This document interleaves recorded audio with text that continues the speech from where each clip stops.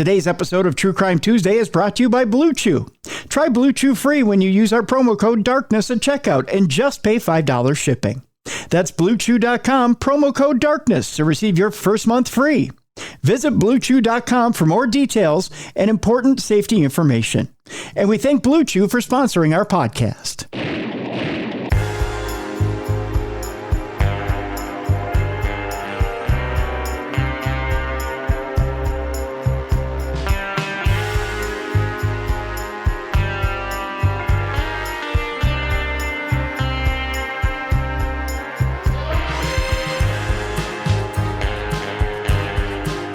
Welcome into the best in true crime podcasting. This is True Crime Tuesday. I'm Tim Dennis. Looking forward to today's show, folks. We have a really exciting show. There's a book that I spent some time with this past week as I was off after heart surgery. It's called the Gorilla Man Strangler Case. This one was forwarded to me by our good friend Alan Warren over at House of Mystery Radio. And it's an involved case, and it goes back to the 1910s, 1920s. And it's involved in that it has to do with Earle Leonard Nelson, nicknamed the Gorilla Man. And it's a serial killer who, little known to Canadian authorities, started off in the United States, went up into Canada, into the Winnipeg area. And we start in the Winnipeg area and we make our way forward, but then we work our way back. And he's got some interesting characteristics, and we'll talk with our guest, who's the author of this book, Alvin Esau.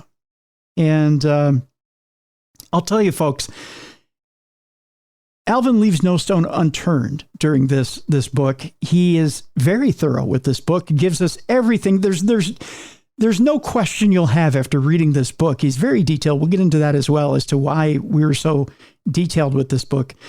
But a lot of research went into this book to give you every single minutia of Nelson and why this, quote, first reliable biography of Nelson really gives you the details of this serial killer, why he did what he did, what his background was, why the psychosis was so deep, and really what his body count was, and why he was so fidgety, for lack of a better term. And he really is an interesting character study, not only in law, but in psychosis. And if you want a really good read as to what exactly drives a serial killer and why they do what they do, this is a quintessential book as to what drives a serial killer to do what they do. Alvin Esau is a graduate of Regent College, University of Alberta, and Harvard Law School. He was a professor at the University of Manitoba's Faculty of Law for more than 3 decades.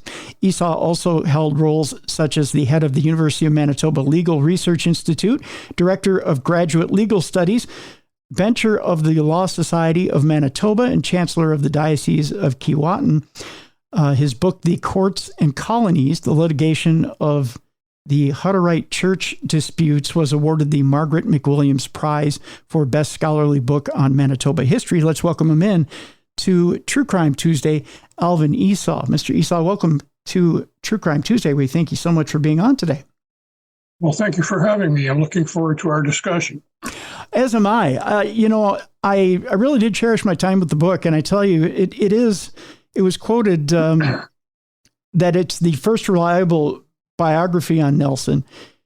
And I have to tell you, when it comes to Earle Leonard Nelson, it is a fascinating book. Now, I want to rewind a little bit here, and I want to ask you, first of all, why the subject of Earle Nelson? And why was it this one particular Gorilla Man Strangler that you decided you had to tackle this subject and put the subject out? Because it was a serial killer that was out there over 100 years ago. And really, I know this book mainly focuses on his Canadian, I don't want to say adventures, but his Canadian killings, when really he had a kind of a start in America and migrated up to Canada, but he was captured in Canada.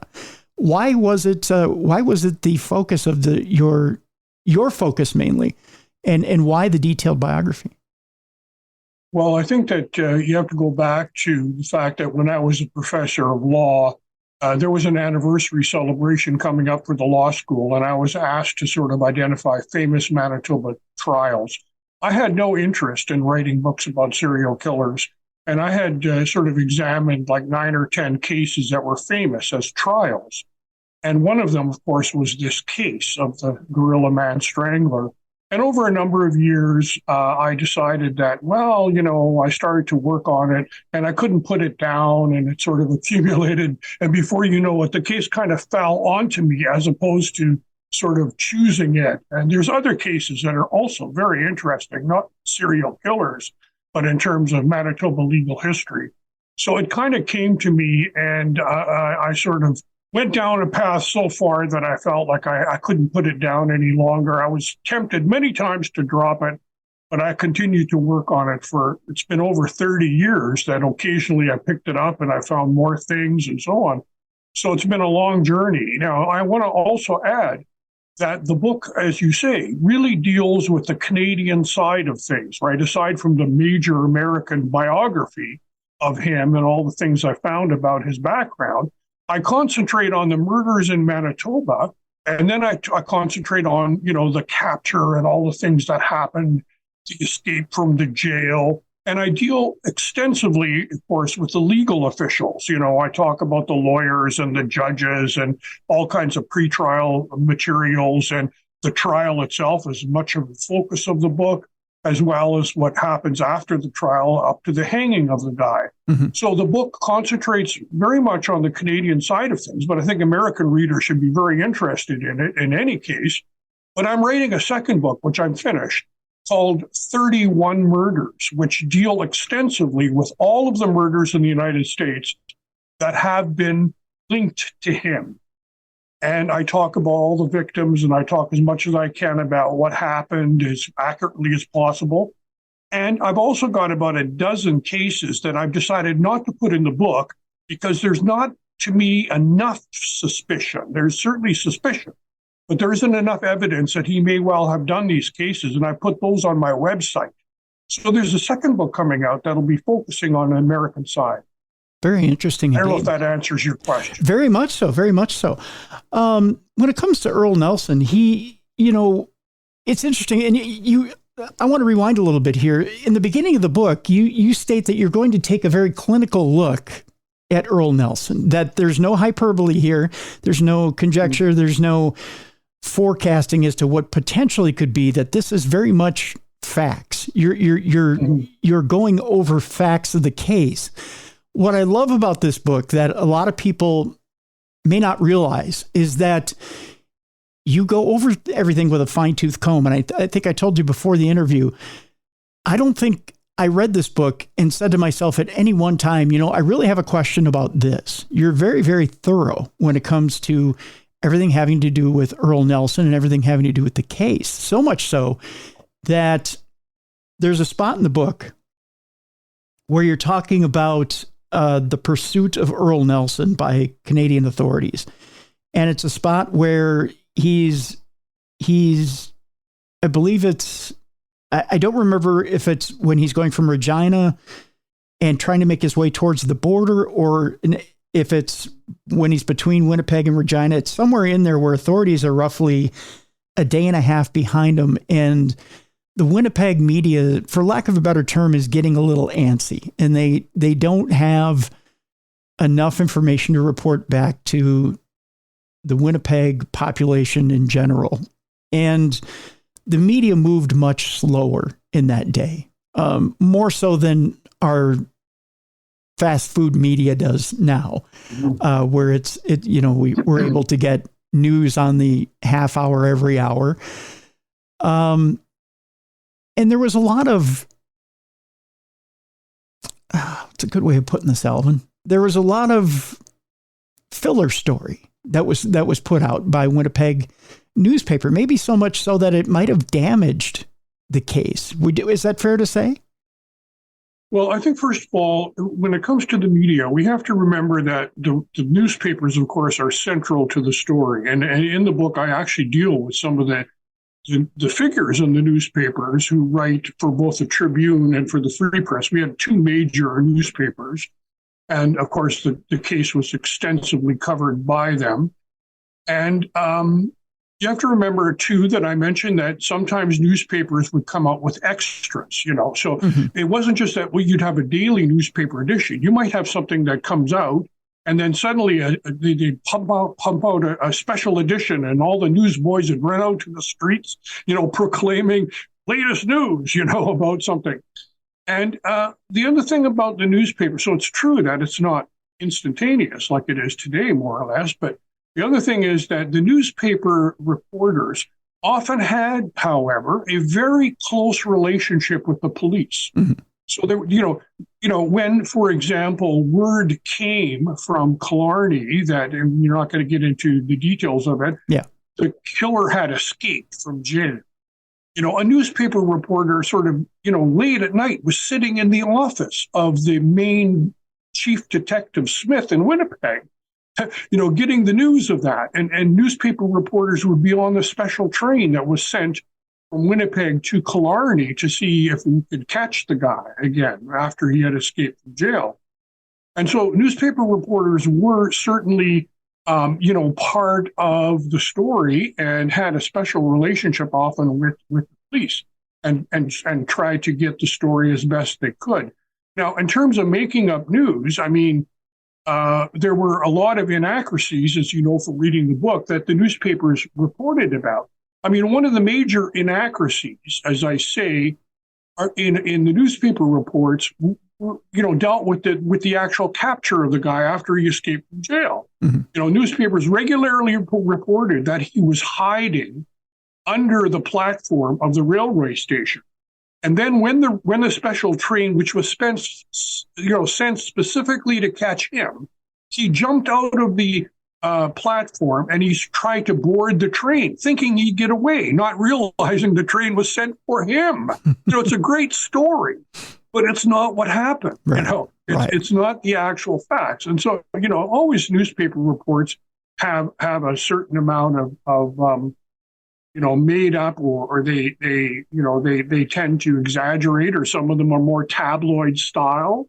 And, if they don't have the facts, they'll sort of create them, Yeah. But by and large, the Winnipeg newspapers were fairly responsible about the whole thing, as compared to some, frankly, American newspapers. When you look at some of the coverage that I'm dealing with the 31 other murders, mm-hmm. Some of them were quite sensationalist. So I don't know if that answers your question. Yeah, it does. Certainly it's an issue, yeah. And the way I was going with it, and you're right on with it, is that different stories, and you put it very eloquently, different stories would emerge from what was actually the truth. And I think because it made for a better story, and you bring that up in a couple of different scenarios in the book.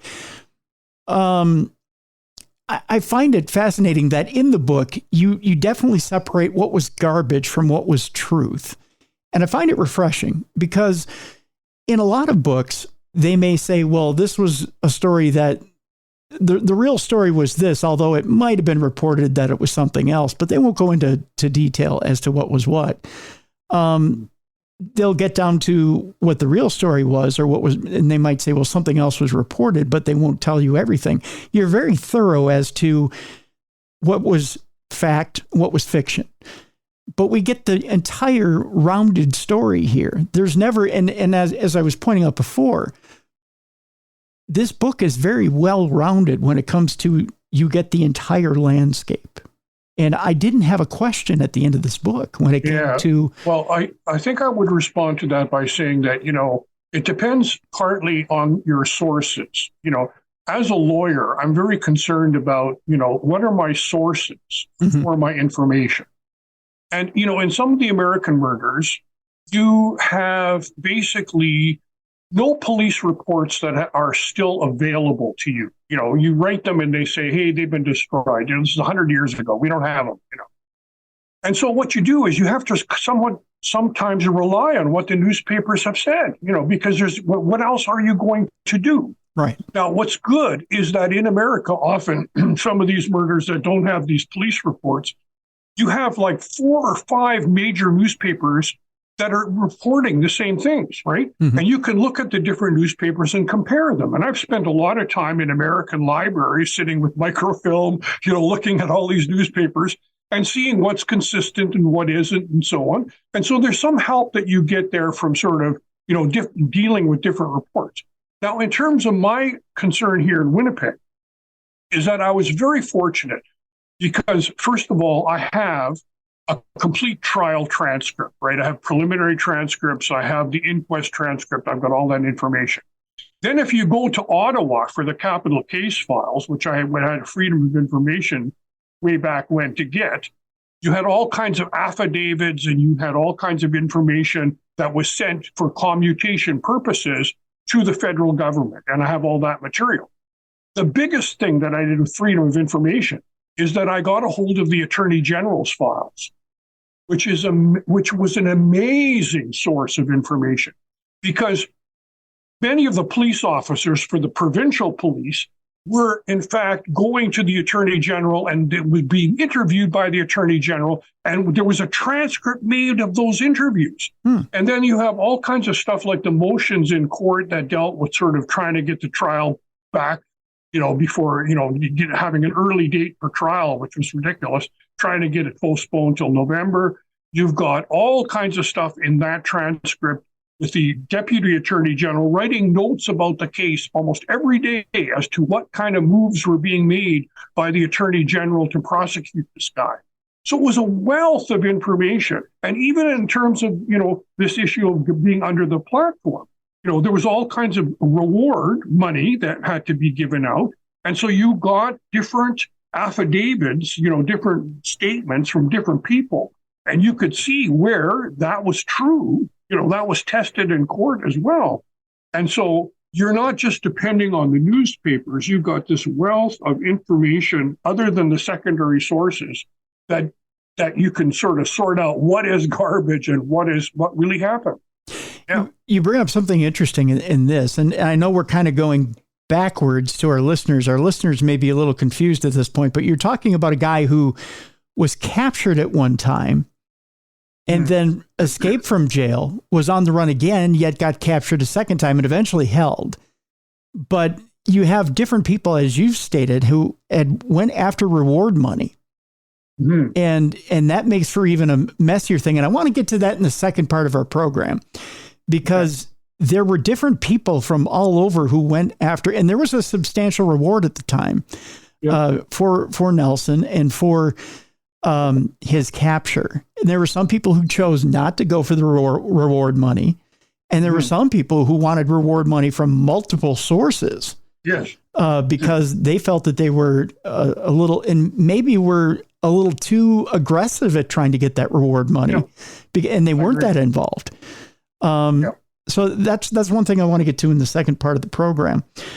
Let me ask you a little bit about Earle Nelson and his family life. His family life is very discombobulated, and let's find out a little bit about Earle before we go to break. It's very complicated, I know, but he was kind of abandoned before he even knew he was abandoned, wasn't he? He was a child who started out, I don't want to say disadvantaged, but he never really knew his parents, did he? Yeah, no, I mean, his mother died of syphilis when he was 10 months old. And his father died about 7.5 months later. I have no evidence that he ever knew his father. His father was somebody who was working on steamships. And he claimed that he had got Panama fever and yellow fever and, went home to Portland to die. And so he was brought up within his maternal mother's family, the Nelson family. His actual name was Farrell. So both parents died when he was an infant, essentially, right?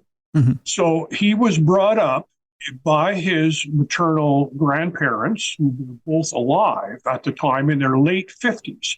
And here you see all kinds of writing that says, he was adopted by his maternal grandmother who was, some kind of widow. That's all false, right? Mm-hmm. And that he had, sort of an aunt and uncle who were like 10 or 11 years old. That's all false.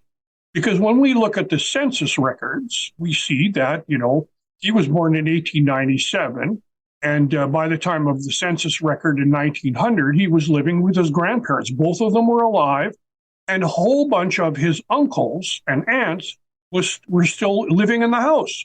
He wasn't, living in just with his grandmother. He had his, Uncle Willis, he had Uncle Frank, he had Uncle Leonard, and he had Aunt Lillian. So these were all siblings of his mother who had died. Mm-hmm. And he was 3 years old at the time. All these people were living together in the same rooftop, under the same roof. And so much of the stuff that you hear about his background is false. So but having said that, of course, being abandoned by your parents through death, his grandmother died when his grandfather died when he was about 7, mm-hmm. and his grandmother died when he was about 10. And so again, he would have lost his grandparents, who were officially his parents, who were looking after him at a very young age, right? So he clearly and I think Aunt Lillian she came to Winnipeg to give evidence, and a lot of what we know about them is based on the evidence that she gave, right? Yeah. Instead of speculation, which is existing in so many of the other books, is that he talked about nobody wants me. Like he had the sense, I think, of abandonment. Absolutely. Mm-hmm. That, I don't think he ever felt, there's no evidence that he was abused. I mean, he may have been, I don't know. We have no evidence he wasn't, but he wasn't, and what paternal figures were there? Did the uncles ever, really relate to him in some way? We don't know all of this, right? And so, I think that the speculations that we have in a lot of the literature is false. The biggest myth, I think, is because, as we see in the book, as he gets older, he becomes very religious. He has religious obsessions. He's, reading the Bible all the time.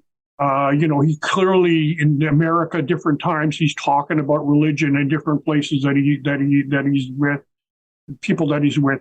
So people have now constructed out of this idea that he grew up with his aunt or his grandmother, having this Pentecostal or hell and damnation religion. We have absolutely no evidence for that. I mean, this is all made up, right? Nobody interviewed grandma and said, what religion are you? Or interviewed Aunt Lillian. And in fact, when I go through the sort of history of Earle Nelson's background, what I can find out about it, I find no evidence that these Nelson people are religious in any way. Right. So I'm just saying that, that's an example. Yeah. What's interesting, as you delve into his background, and as I'm reading, and this is later in the book, you actually cover the case quite brilliantly, and then you get into his background after that. As you're going into his background and you're talking about how he grew up in the, I believe it's the San Francisco area, correct? Yes. You're talking about how he was bouncing around between Uncle Willis and yes. afterwards, after his grandparents had passed away, and he was particularly afraid of the San Francisco earthquake, correct? That it yes. shook him quite a bit. Yeah. The other thing I find intriguing, and tell me if I'm going too far here, is that he had contracted syphilis from both his parents. Was that through birth? Well, he, as most psychopaths do, I think they kind of blame everything on somebody else. They basically see themselves as victims. Mm-hmm. No matter what, you're the victim, really. Mm-hmm. And he talked a lot about sort of, tainted blood, and that, I'm an unfortunate product of the sins of my parents or whatever. So, there was this self thing presentation there. It's quite possible that he, in fact, did get syphilis from his parents. But, there's also evidence that as a young man, he, hung around and he had gonorrhea and he had, syphilis. And, there's some questions about his sexuality as to whether, there was, whether he ever came to grips with his sexuality. But, I think that he could well have picked up syphilis in the Barbary Coast or whatever as a young child. He was, so yes, I think what's important about syphilis is that when he was captured in Winnipeg and the police discovered that he was an escapee of a mental institution and had syphilis in the past, they tested him. And when he was in Winnipeg, he was tested negative for syphilis. Okay. Now, the other thing to remember is that when he was, put into the asylum, several times he was tested for syphilis, and he had it. He had syphilis at that stage. But he was treated, especially the second time in the asylum when he was there for a longer period of time, he was treated for syphilis. And we may assume that, in fact, under treatment, that was under control. He did not have neurosyphilis, which I think is something that, becomes more ingrained in your body. I'm not a medical doctor, so I'm not going to get into this to the extent I perhaps ought to. But yes, he would certainly have seen himself as being sort of blaming syphilis for part of the condition that he sort of saw himself in, and it bothered him a lot, no doubt. But he certainly showed signs of criminality at a very young age. He was like I say, something that nobody's ever talked about was his juvenile record, which I discovered by going through actually newspapers and discovering these incredible stories. How as a young 10-year-old he's out there robbing all kinds of stores. And so on. I have to ask you this, Alvin. Do you believe that the criminality at a young age, and I'm glad you brought that up, in the juvenile record, do you believe that is a nature or a nurture thing? Do you believe that maybe comes from the uncle and aunties maybe taking the eye off the ball, because they are raising their own families at this time? There's other kids that come into the picture, and he is kind of the third wheel when it comes to these families. So as we've been kind of fleshing this out a little bit, he's never really the focus of any family. He really is kind of the third wheel as he's growing up. And he does have a tendency to want to wander off. He never really is, he never really does create an attachment to anyone. Maybe his Aunt Lillian, but there's no real attachment for him in life. So is it a nature or nurture thing? Yeah, I mean, that's the big $100 question, isn't it? I don't, I think that I don't have the expertise of all of the, people who write about serial killers and psychopaths, to know the answer to that. I can tell you that, my tendency is to suggest that certainly the circumstances of birth and the circumstances of growing up have a lot to do with the development of this personality disorder, of not being attached to people, of having all the psychopathic characteristics. I mean, he lies continually. He steals. He doesn't seem to have remorse. He doesn't have a conscience. He doesn't seem to be committed to people in some kind of a way that normal people are. He takes risks. He's glib. He's got a bit of narcissism, and all of the various things that you would list as psychopathic personality, I think he had. In addition to that, he had psychosis, but we'll get to that maybe at some other stage.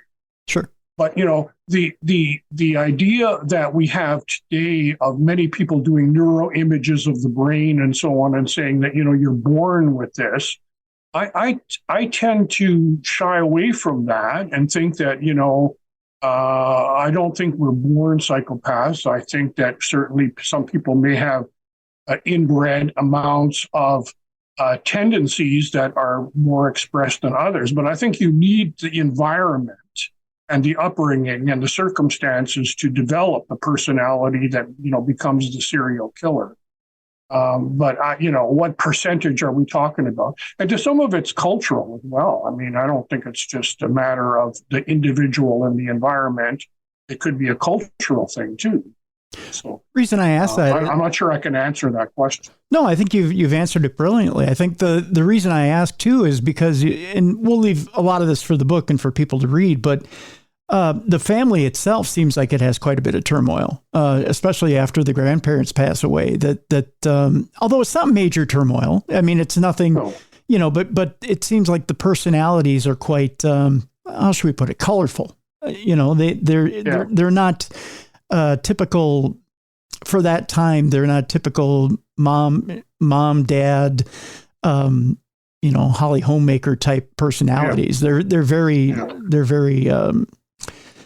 let's just say they're not settled down. We'll put it that way. They're very disruptive personalities. I tell you what, Alvin, let's take our break right here. When we come back, let's get into Earle Nelson. We'll talk a little bit about how he becomes the Gorilla Man Strangler, and how specifically we'll talk about his entrance into Winnipeg and what exactly he does once he shows up, and how he shows up into Winnipeg, and how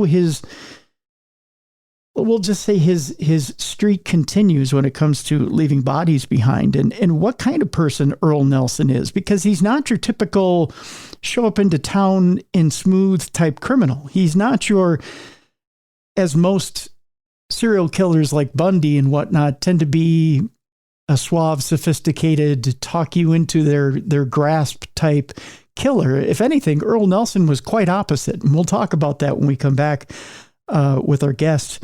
Our guest is Alvin Esau, and the book is The Gorilla Man Strangler Case. We've got a link for it in the description of this program. We encourage you to click on it and check it out. When we come back, we'll talk about Earle Nelson, and we'll talk about why he was so unusual and he was so easy to spot on the road, yet people weren't getting a hold of him. And as a matter of fact, he hid in plain sight. Why was Earle Leonard Nelson so hard to catch in these days and times of the 1910s and 1920s? We'll talk about it when we come back with our guest, Alvin Esau, right here on the best in true crime podcasting. This is True Crime Tuesday.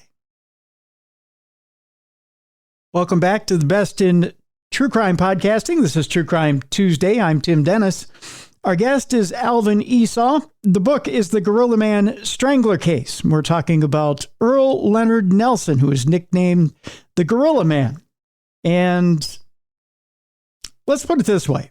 If we want to talk about Earle Nelson and a man who would stand out in Canada, you're talking about a man who would stand out in Canada. Canadians tend to be very friendly. They tend to be, let's say the small talk comes very easily. They reach out. They can be very warm. It's very easy to get to know a Canadian, Alvin. And, if you tend to have kind of erratic behavior, or you don't look a man in the eye, or you just don't have the small talk down, or you're a little bit like Earle, I would say it'd be pretty hard to get along in Canada. You'd be pretty easy to spot. Tell us a little bit about Earle Nelson's behaviors and why it would be so easy to track him around Canada. What was Earle like in that everybody could recognize him?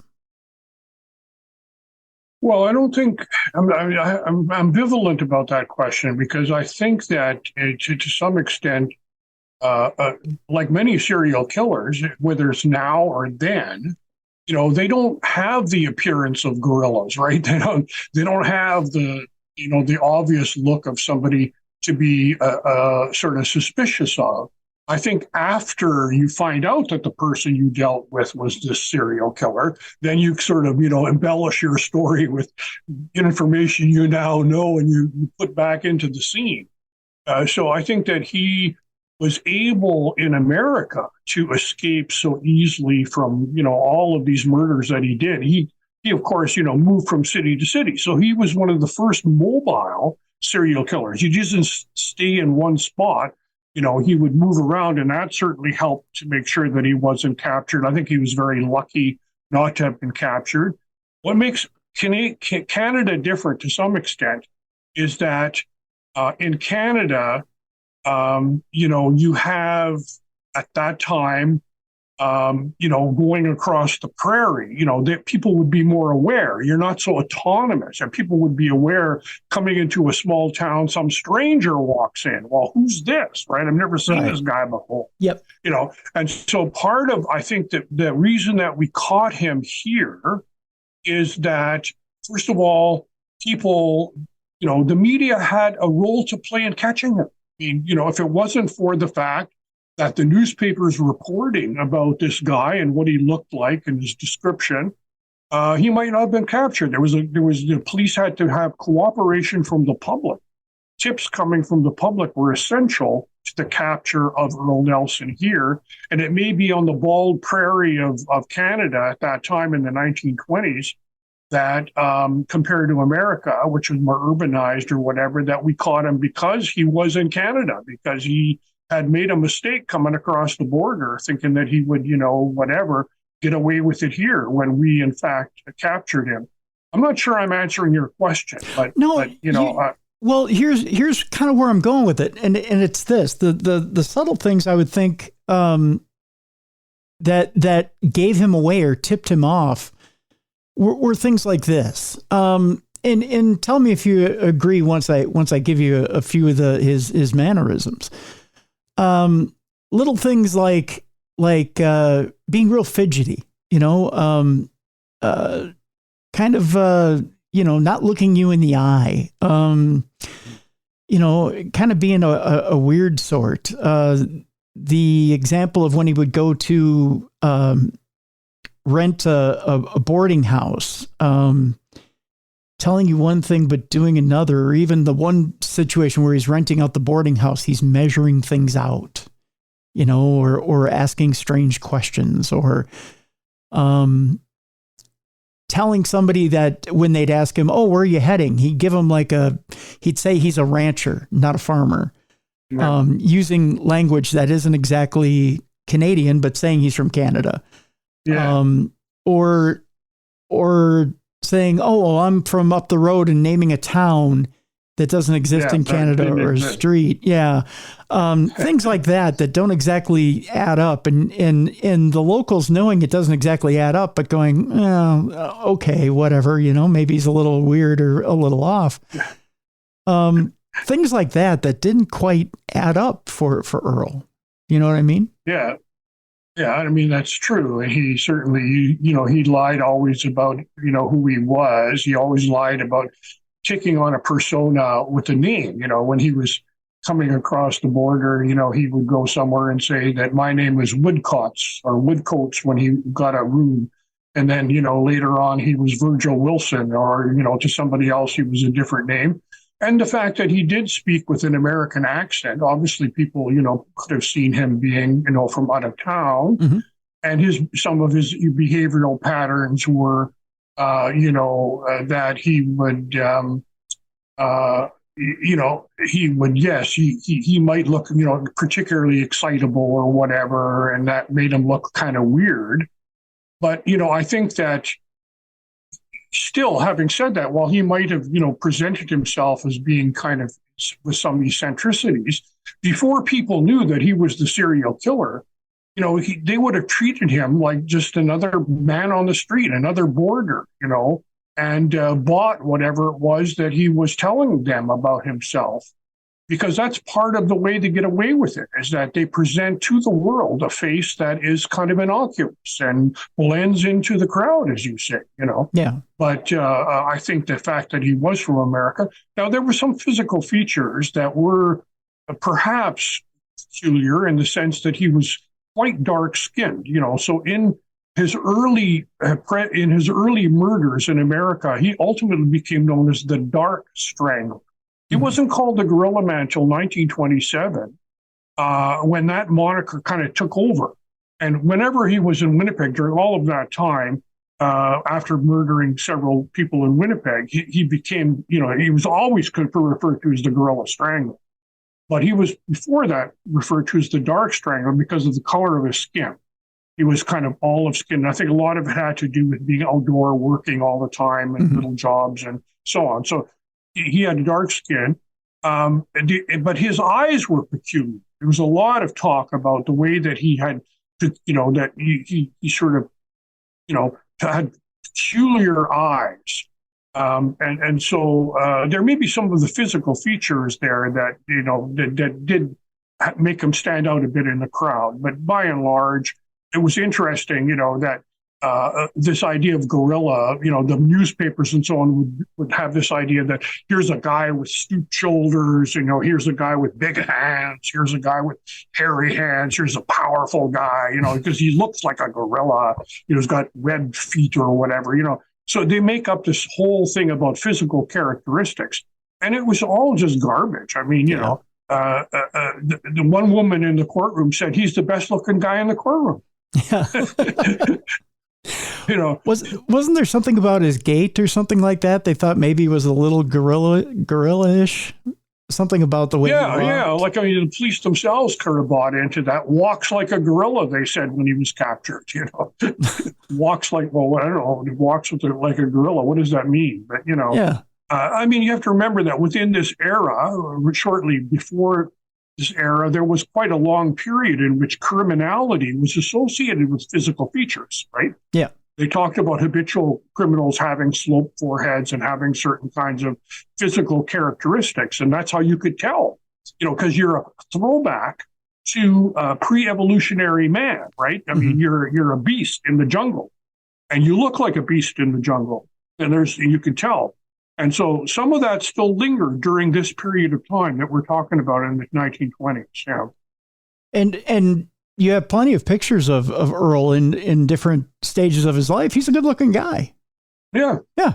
I agree. Yeah. Yeah. And one other thing that's kind of interesting, and I don't think it's important, but it's interesting that, when I go through the American murders, and there are several times in which people spend time with him, they talk about how wonderful his teeth are. His teeth are absolutely perfect. Mm-hmm.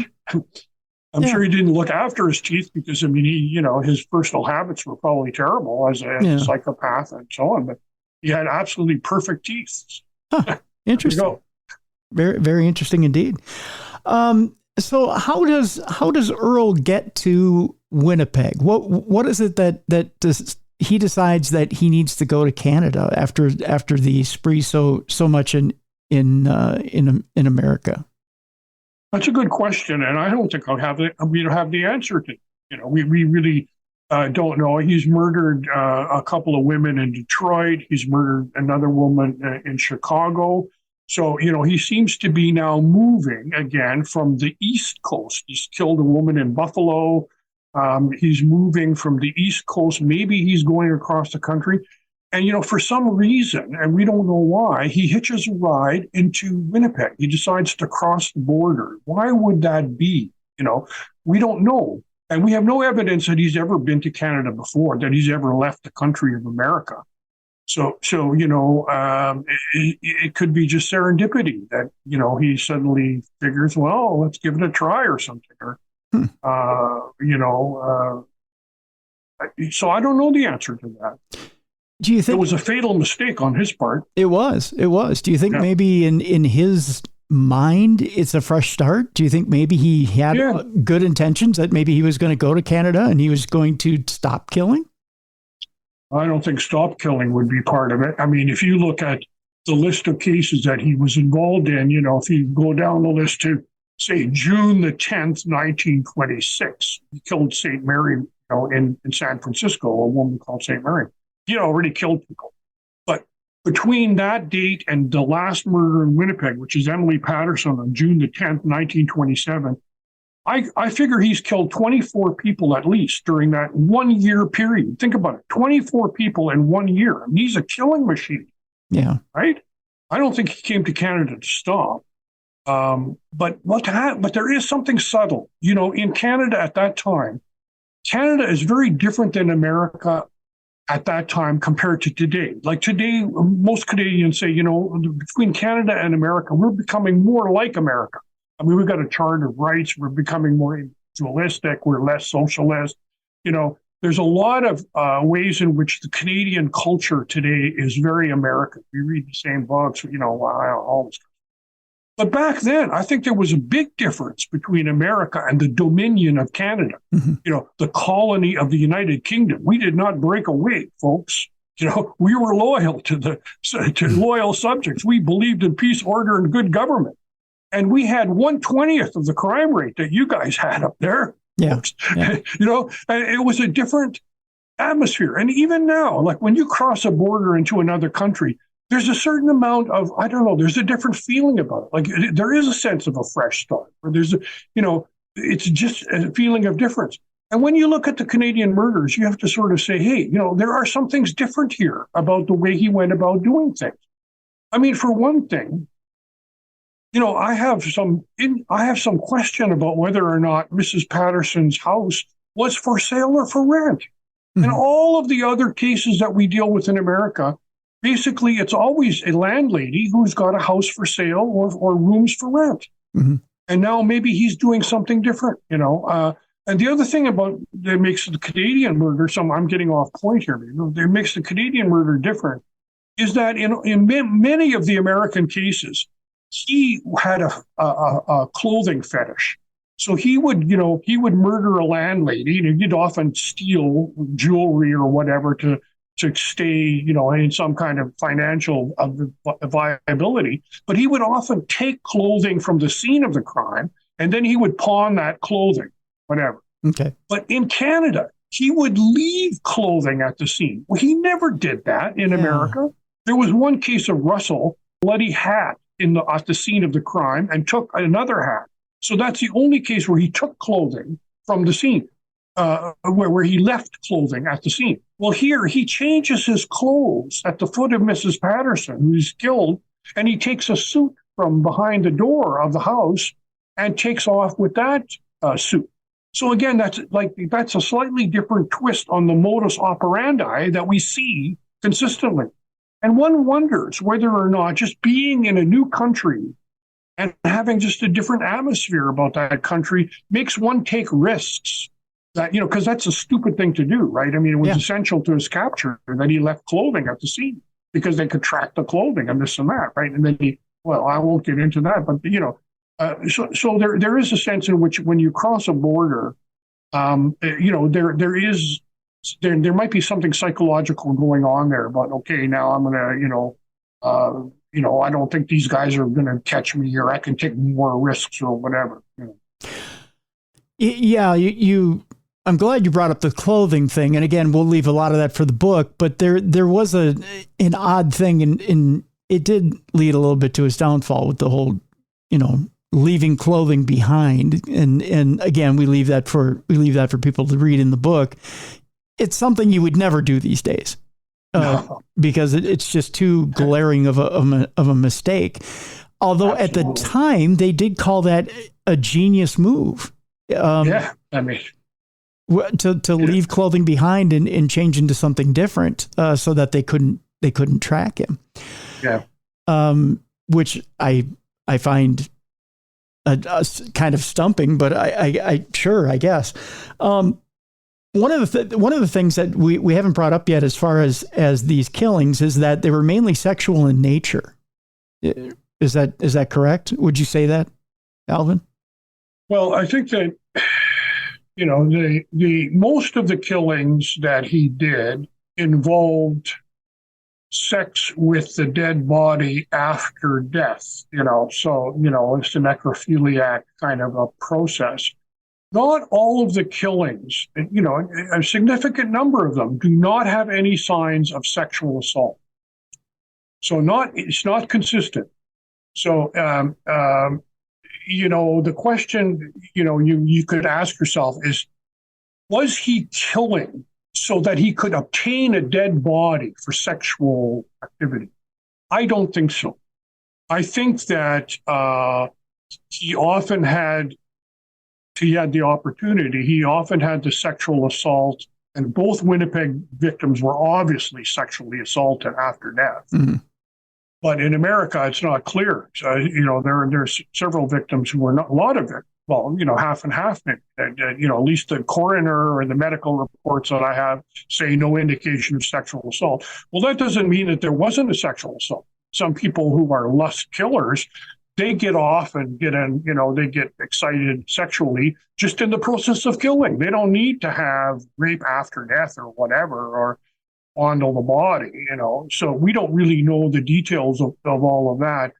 But I think it's important to see that I don't think that he was the kind of person who killed to have sex.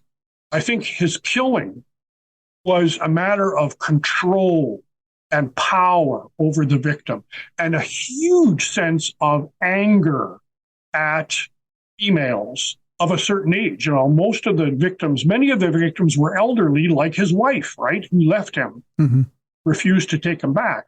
So you could psychologically say, well, a lot of the early murders in the States were 60-year-old women, which are 65-year-old women, sort of the age of his wife, because he got married when he was 22 to a 49-year-old. I mean, who does that, right? Yeah. It's like marrying your mother that you never had.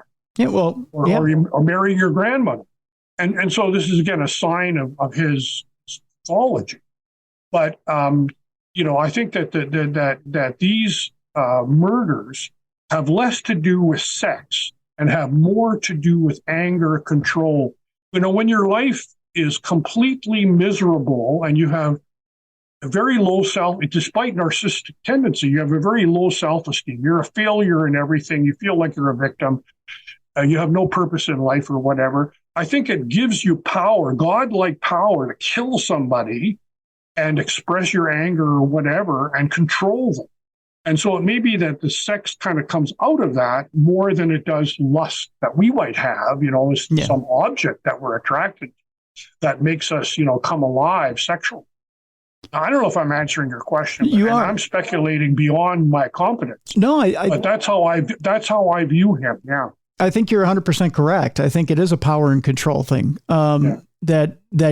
It's kind of like the one last desecration before I leave. Yeah. It's kind of the big, if you pardon my language, it's the big FU at the end. Yeah, exactly. Yeah. And it's the only way he can assert one more last power and control effort before he moves on. Yeah. And that's not to say he didn't enjoy it. I mean, I don't know. I mean, what do I know? No idea. Yeah. Although there is something interesting that you bring up in the book, and that is from an early age, and again, this is a little sensitive for some of our even for our adults out there that are listening. He was a chronic masturbator. Yeah. Which is, even though he was, what's a good way of putting this? He was dedicated to his wife, although you do point out that at times, like you pointed out the Barbary Coast thing, you surmise that he probably visited prostitutes at one point. Well, I think that, there's this thing about masturbation and drinking a lot and so on and being out of control. I think a lot of psychopaths, if you look into their past history, there's a lack of self-control. Obviously, that's part of the pathology. Mm-hmm. And so I think that's just part of it, that growing up part. It was interesting when I went to Ottawa and looked at the capital case file, and I looked at the petition that the lawyer Stitt wrote for purposes of commutation, essentially saying this guy's insane, we shouldn't hang him. In that memo, he says, one thing we didn't bring up at trial because I'm too embarrassed. His wife was too embarrassed to bring it up. Was that, when they were married briefly for 6 months, he would often masturbate in bed beside his wife when his wife said, no, it's enough or whatever, right? And this was embarrassing to her. And so, again, you see sort of a lack of perhaps, sexual control or whatever of Earle Nelson. He was also an exhibitionist, which, we don't know how that took place or whatever. Yeah. But there's probably a lot of other sexual things that he was involved in that we don't know about, including when he was younger. I think quite positively that he was also a person who engaged in homosexual activity. Mm-hmm. Do you feel like with those excesses, killing was one of those excesses just as much as the drinking and masturbating went? Do you feel it went right alongside with it? Like he went in spurts, like I got to kill so many people. It's like an itch I can't scratch. And then it's satiated for a time. And then he's got to continue. like I have already said about sort of body count, that he was out of control, and that, there would be periods of time, like in Winnipeg, he killed his first victim on a Thursday night, quite late in the evening, a 12-year-old girl who was selling flowers, artificial flowers, to make money for her poor family. And somehow he lured her into his room at the rooming house, and she was found many days later. But she was stark naked. She had been strangled to death. She'd clearly been raped. Clothing that she had was missing. They found it later. And then, when you think about it, within hours, I mean, the next morning, less than 24 hours later, he's killing Mrs. Patterson and raping her. And so there's not much cooling off period there, is there? I mean, boom. No. And sometimes you look at the list in America, and there's only he killed 3 women in a row in Portland, one day after another day after another day. So he goes through periods, and in the beginning of 1927, he's in the East Coast, because we know he's murdered a bunch of women in Kansas City, and he's making his way to the East Coast. And we know he's in the East Coast because he's sending postcards, which we have in the file, from various places in the East Coast. And for the first months of December of 1927, January, February, March, he hasn't killed anybody. We can't find any evidence that he's killing anybody. So there's this long period in which I think that he probably is religiously trying to conform what's really going on with his face to the world. In other words, he thinks of himself as a good person. He's a religious person. He wouldn't kill people. So he's trying, I think, a New Year's resolution maybe to, in fact, not do this. Okay, now I've changed my life. Of course, that breaks down, and he's soon on this killing spree, as you would, that goes on and on and on. So I don't, I think, I think that he would, if he hadn't been caught, he would have gone on and on until he was caught. I think it was out of control. Well, I think once he gets to Canada, and this is only speculation, I think once he gets to Canada, he's already hit that point that most serial killers get to, and that is that you get to a point where you're starting to spin out. You've done it so much that you're getting sloppier. Yeah, with your methods. Yeah, I think that's true. Yeah, no, mind you, he's still a young man. He's only 30 years old. Yes. Canada. Yeah. So, it's only speculation as to what might have happened if he got across that border, which he almost did. He was captured 3 miles from the American border. He almost got back. But I think he would have probably continued. And his body count, like I suggest that his body count is in the 30s, even though there's sort of an official list that says he killed 22 people. I think that there's a whole bunch of murders, and I deal with that in my next book, which are definitely highly likely to have been done by him, which were never part of that official list. So, when it comes to body count, and I think that he's one of the most prolific serial killers at this period. Mm-hmm. We're talking in the 1920s, until serial killing became kind of famous in the 1970s and 80s and so on. Big names all over the place. He's certainly one of America's most prolific killers of the era. Yeah, there's no question about that. Yeah, the thought occurred to me when we were talking about it. He was taking these breaks, kind of finding religion. I mean, when you talk about psychopathy, and one of the huge things in psychopathy tends to be the delusion of, I don't want to say delusion of grandeur, but delusion of a religious higher power, that you have direct contact to a higher power, and that you're almost communicating with a higher power. And I remember in the book, one of the particular times that he's locked up in an insane asylum, that he said wasn't he communicating with angels or something to that effect? I don't remember exactly that quote, but yeah, he was. I think that when you talk about insanity, he was at some point in time psychotic. So he wasn't just a psychopath. he was delusional, right? Yeah. He was actually seeing visions. He was hallucinating. He was out of touch with reality. And there may have been times in which he might have communicated. But when it comes to the law of insanity, I think, we know that in Canada, at least, being a psychopath is not a defense. It's a personality disorder, but you know what you're doing. You know that you're killing somebody. You know also that it's illegal. You know it's wrong. You take steps to escape that.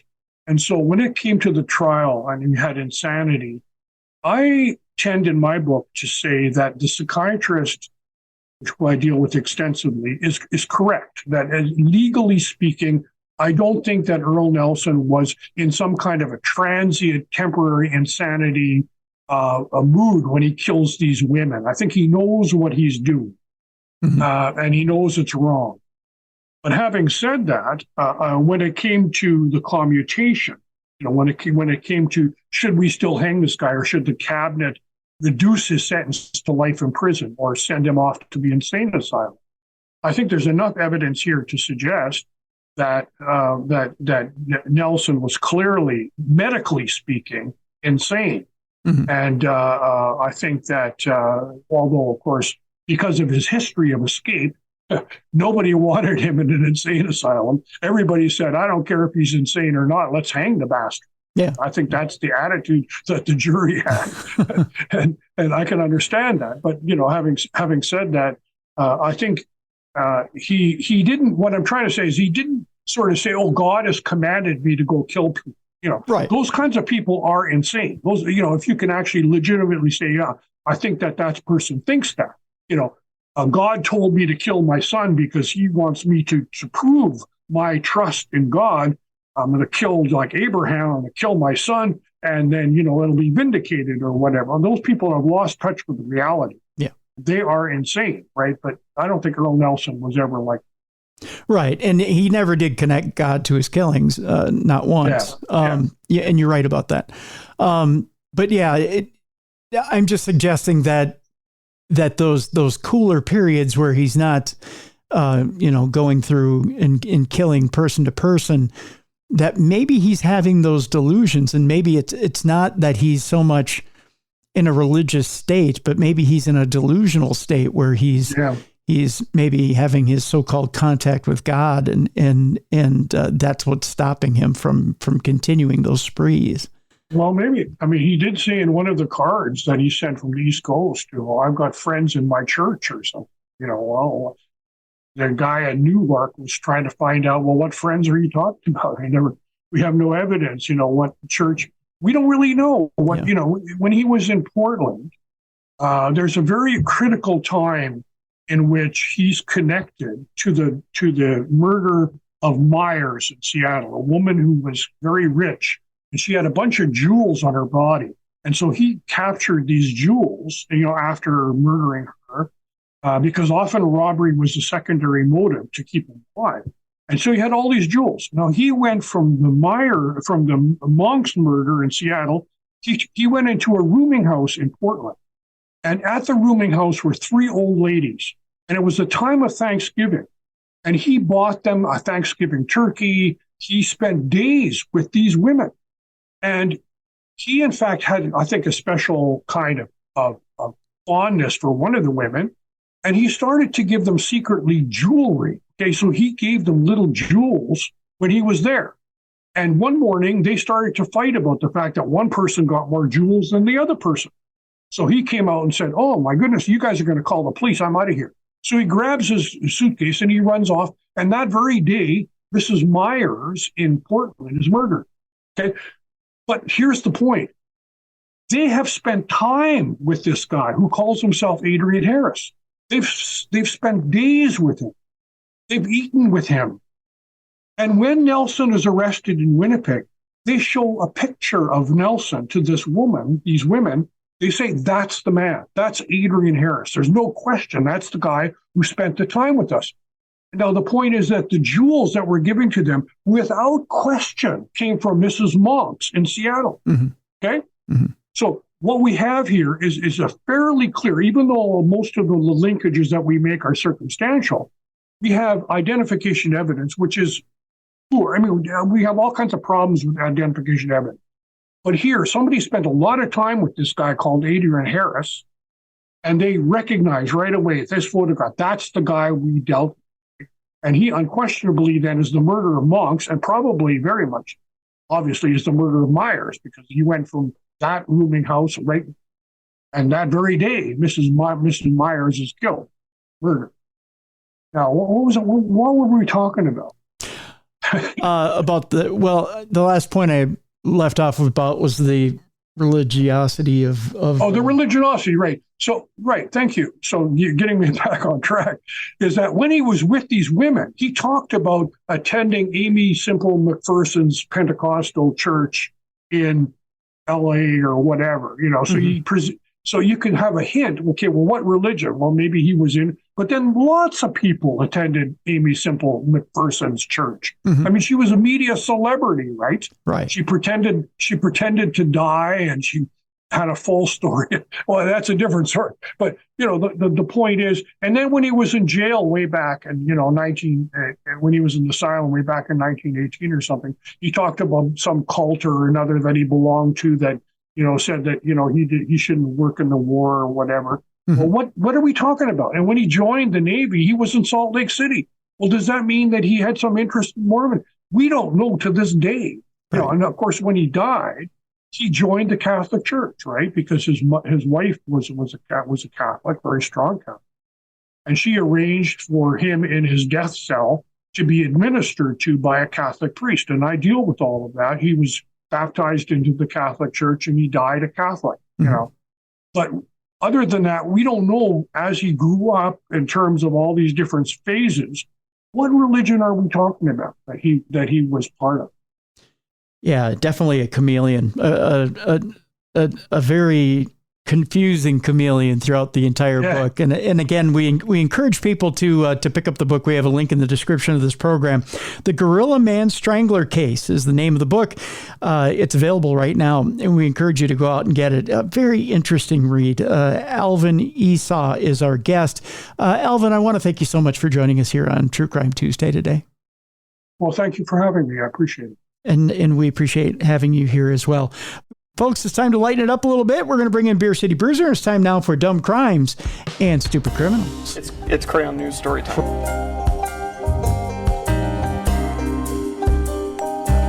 What happened with this dude, Christ Bearer? I heard he cut his penis off and then jumped off a balcony. Suspect pulls gun from butt, shoots twice at Denver police. What is your emergency? I need help. And what's the problem? I'm too high. You're too high? Yeah. It's that time again, the time you've all been looking forward to. It is time for Dumb Crimes and Stupid Criminals, and for it, we need a co-host. We need the co-host with the most, the BCB, the Big Cuddly Bear, Beer City Bruiser. How you doing, Bruiser? I'm doing great, Cruiser, and you're looking fantastic. Well, I take it everything went well for you. Yes, it did. We'll get into it a little bit tomorrow. We'll talk about it tomorrow, about my adventures in surgery. It was interesting. It was an interesting time. Short time. Good to see you again. I missed you. Oh, I missed you too, buddy. I missed you too. Let's get into it, shall we? Let's jump into it. We've got everything from the Idaho killer today, which we're going to start out with, and how they may dispense of him if he's found guilty. You're going to be interested in this one. Okay. We'll call this Dumb Crimes Even Stupider Punishment. We may get medieval on his ass. We'll talk about how maybe drinking Jack Daniels isn't good for one town. We'll talk about that today. And why it's an even stupider reason to live near the Jack Daniels distillery. Okay. Which I think is great that the Jack Daniels distillery is in a completely dry county.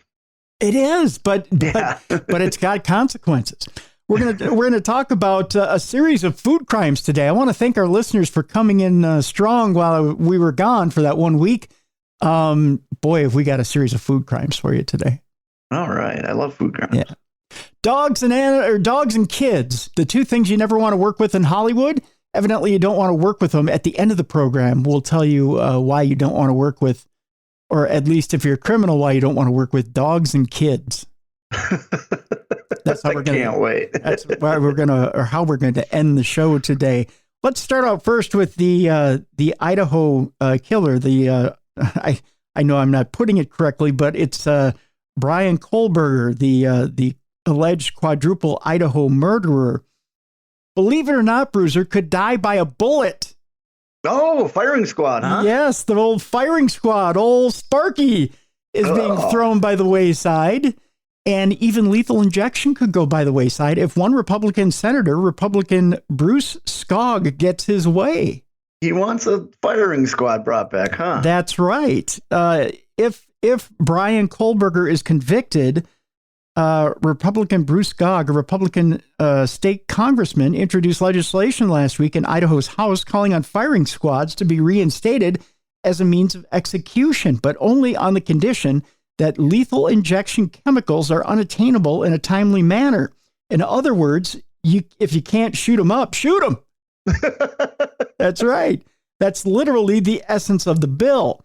Indeed, the language spells it out clearly as day. Lethal injection should be the number one option if it's on the table, but if it's determined by Idaho's DOC that the drugs, that's Department of Corrections for you and I, that the drugs needed to be to put someone to death intravenously. Evidently, my eyesight went with part of my heart last week. Aren't within a reach of a matter of 5 days after a death sentence is issued, there should be no delay in opting for a firing squad to do the same, or to do the job, rather. Apparently, the reason this is being floated at all is because it's actually quite difficult to get a hold of the lethal injection cocktail, in Idaho anyway. Really? Yeah, evidently they have a problem with shipping. They can't just go to a local hospital and go, look, we need to kill this guy. Yeah, it's just not any solution they put in there. They just don't shoot you up with cyanide and you're done. Right. It's a specific cocktail. Yeah. Skog says there have been too many people sitting on death row avoiding their due justice because there's no viable way to off them under the current parameters or available resources. His solution? Let's do it old school. Line them up, give them that cigarette and a blindfold, and shoot them. That's right. Skog's bill says the director of the IDOC can figure out the logistics behind how to deploy a firing squad, what kind of weapons to use and whatnot, but he's saying they ought to be brought back. By the way, fun fact, firing squads were technically legal in Idaho until 2009. Oh, that long, huh? Yeah. They just got rid of them. So he wants to bring it. It's not that old then. Bring them back. No. Although they weren't used there in the state in recent history. So it's not something that, how should we put it, that's been there recently. It's always been an option. That's right. It's always been an option. Although other states recently have used the firing squad. The last guy to die by firing squad in the U.S. was Ronnie Lee Gardner back in 2010 out in Utah. Utah also used them in 1977 for murderer Gary Gilmore. It's rare, but it happens sometimes. Now, as for whether this bill actually has a chance of passing, well, we'll see. It still needs a public hearing in the Ways and Means Committee before even being considered to be sent to the full House for a vote. Only then we will know if other lawmakers are into the idea. Of course, Kohlberger still needs to go to trial as well, and prosecutors will have to prove beyond a reasonable doubt that he's the killer. That said, the evidence sounds pretty damning, and if he's found guilty, the death penalty will almost surely be handed down to him. So there you go. No old Sparky, no chemicals, just a shot to wherever they can get to. What would be funny is if there's no eye test before you hire the shooters. That to me would be something else. They just get random people to come out off the street. Ever fired a gun before? No? Come on in. Come on in. We got a target for you. We got a nice simple rifle that has a lot of kick, and you just take your shots. Did you hear what the Idaho police, I believe it's Moscow is where it is, what they've been having to tell people? No. I guess the latest trend on TikTok is showing up to the house that the students were murdered in doing TikTok dances. No. Yep. So they had to say, look, it's trespassing. You can't come on the property. It's still an active crime scene. You will be prosecuted. And that's the latest trend right now in Idaho, is going to the house and doing some TikToking. That's horrible. It is. It's terrible. Boy, that's especially since it's still active crime scene, It's dumb crime, stupid TikTokers. Well, TikTok's stupid anyways, isn't it? Well, it can be, but I mean, it's got its uses. I mean, It does. There's some fun videos on there. I'll admit it. I get my share of TikToking in. But, there's just, yeah. We were talking about the Jack Daniel's distillery. Yes. Yeah. Well, it doesn't pay to live near the distillery. We'll put it that way. We'll call this one dumb crimes harassed community. A harassed community. Okay. A harassed community. This one can be dangerous to your health if you live in the community where Jack Daniel's has its distillery. Okay.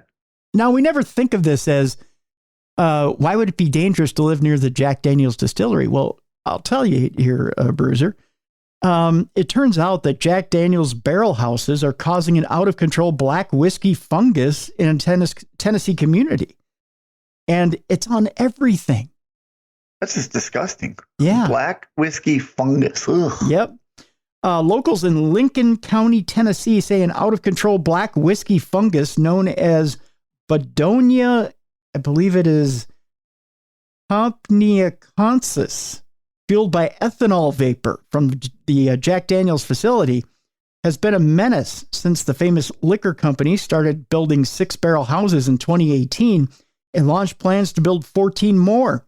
Now, infuriated residents are demanding the company and the county answer for the damage and sinking property values and prove the ethanol-filled air is safe to breathe. This could be a problem, especially if you have existing problems with like COPD and things like that. Oh, yeah. So, sucking in that fungus and stuff, and it gets in your system. It's not good. Yeah. Patrick Long, who lives adjacent to the Jack Daniel's barrel houses and whose wife Christy filed a lawsuit against Lincoln County, told MSN Insider the community had two main demands: an air filtration system that could block the ethanol emissions and stunt the growth of the fungus, and an environmental impact study evaluating the amount of ethanol emanating from the barrel houses and any health risk it poses. I'm extremely concerned. My wife has breathing problems. One of the neighbors got cancer, Long said. It's in the air, and you really probably don't want to be breathing that in. But nobody has done a test to determine if it's actually poisonous. Long said the existence of the 6 barrel houses means he has to spend roughly $10,000 a year, listen to this, power washing his house with a potent mixture of water and Clorox. You'd think that Jack Daniel's would pay for that, knowing they're the ones that are doing it. Not if it's... This is everywhere. I'll give you an example of just how bad this is. Mm-hmm. He also said local officials had given up trying to clean the fungus-covered street signs and simply replaced them when they become too blackened to be legible. Really? Yeah. So it's not just the housing, it's everything. It's everywhere. If you have any decent nails on you and you wrote it down to the side of a tree or a property within a quarter mile or a half mile of these barrel houses, your entire finger will be covered in black fungus, Long said. You can't see the tree limbs anymore. Our house, we have to have it pressure washed 4 times a year now, he went on to say. He said he'd alerted the Federal Environmental Protection Agency officials. They declined Insider's request for comment on potential or ongoing enforcement activities or investigations. Christy Long's recent lawsuit against Lincoln County's Board of Planning and Zoning demands the county issue a stop work order to halt construction at Jack Daniel's, alleging the company illegally built the facilities and lacks proper site plan approval and building permits. Lincoln County did not immediately respond to Insider's request for comment, but at a public hearing late last year, covered by the Moore County News, Jack Daniel's official Melvin Keebler expressed sympathy to one resident who said she had stage 4 lung cancer and requested an air filtration system. Keebler said that the company had already monitored its air quality and that the existing air filtration technology isn't meant for whiskey and bourbon facilities. Really? Okay. Yeah. Might want to fix that. A Jack Daniel's spokesperson told Insider that the company could not comment on pending litigation, but that the Jack Daniel's complies with all local, state, and federal regulations regarding the design, construction, and permitting of our barrel houses, adding, "We are dedicated to protecting the environment and the safety and health of our employees and neighbors." This is just there's a picture, and I'll show it to you after we get done with the article here. The black, it's just disturbing of what a tree covered in this black fungus looks like. It's completely black. If you can imagine, in your worst nightmares, if you're in a nightmare landscape walking through what a completely dead black tree looks like. Yeah. That's what this tree covered in fungus looks like. It's just terrifying knowing that you're walking the streets breathing that in. Yeah. Yeah. The black gunk spreading roughly a mile from the Jack Daniels barrel houses is known as Bedonia compniacensis. I believe I nailed it on the second try there. A naturally occurring fungus that grows on outdoor surfaces exposed to ethanol vapor. Barrel houses like the Jack Daniels facilities can house tens of thousands of barrels of maturing whiskey, and a percentage of that alcohol evaporates through the pores of the wooden barrels and into the air. Whiskey makers call it the angel's share of the product. You've heard that on different commercials. Yeah. The fungus was first identified in 2007 by researchers who found the angel's share of distilled spirits was responsible for the black gunk. So it's not exactly angelic. Yeah, the angels are like, yeah, we'll pass.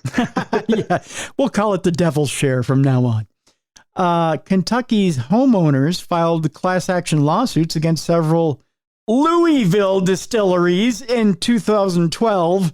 No, I didn't. Louisville. I didn't read it for the pronunciation. Trust me.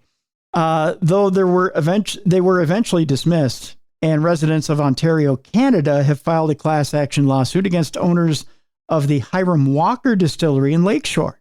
Long said that when he and his wife first moved onto their property in Lynchburg in 2020, they were aware of the fungus and considered it minimal. At the time, Jack Daniels had 2 barrel houses in the area. Now the company has 6 and is on track for 20. Let's just keep putting fungus out there. Come on, let's go. Can you imagine the amount of fungus when you go from 6 to 20? If it's covering 1 square mile right now. Oh, yeah. That's going to at least double that. Yeah. Maybe, no, triple. Yeah. Because they have 2 right now. And it's going a mile? It's going a mile. They have 6 barrel houses. They have six. Yeah. Okay, so you're adding another 14. You're gonna triple it in size at least, if not more, because triple that is 18, and then you add another 2 on top of it. Jason Hollerman, an attorney who's representing the Longs, told Insider a judge is expected to make a decision within days on whether to force the county to issue a stop work order for the new facilities. When we begin to look at this, it appeared that they had neither site plan approval nor building permits for any of the structures. So there you go. Now, Bruiser, I'll show you this picture of what a black tree looks like, and see if you can look at the trunk of the tree and you can see what the fungus looks like creeping up the tree. Whoa, that's disgusting. Isn't it though? And that's just floating in the air. That's floating in the air. People are breathing that in. Ugh. Constantly. It's constantly in the air. I used to want to do a tour of the Jack Daniels facility, but now I think I'll pass. Well, just mask up when you go in there. Yeah, but then it's all over your skin and stuff still. Like, it's on you. Take a good shower. I wonder if you feel the film after you get done doing a tour. You know what I mean? Like, you just feel it on you. Maybe. I don't know. I just, it's disturbing. You know, I used to, I've got a bottle of Jack upstairs because okay. It's good medicine. That's what the old folks tell you. It's good medicine. Yeah. That's what I got it for. Yeah, exactly. It's good medicine. But now you gotta question. Yeah. Do you support them even though they're polluting? Well, I mean, is it pollution? It matter speaking, locally it is. Yeah. In Lynchburg, sure. Yeah. I mean, I just feel bad for those residents. They're covered in that stuff. Yeah. You got to figure out how to, you got to be a good neighbor and you got to take care of it. Yeah, exactly. Yeah.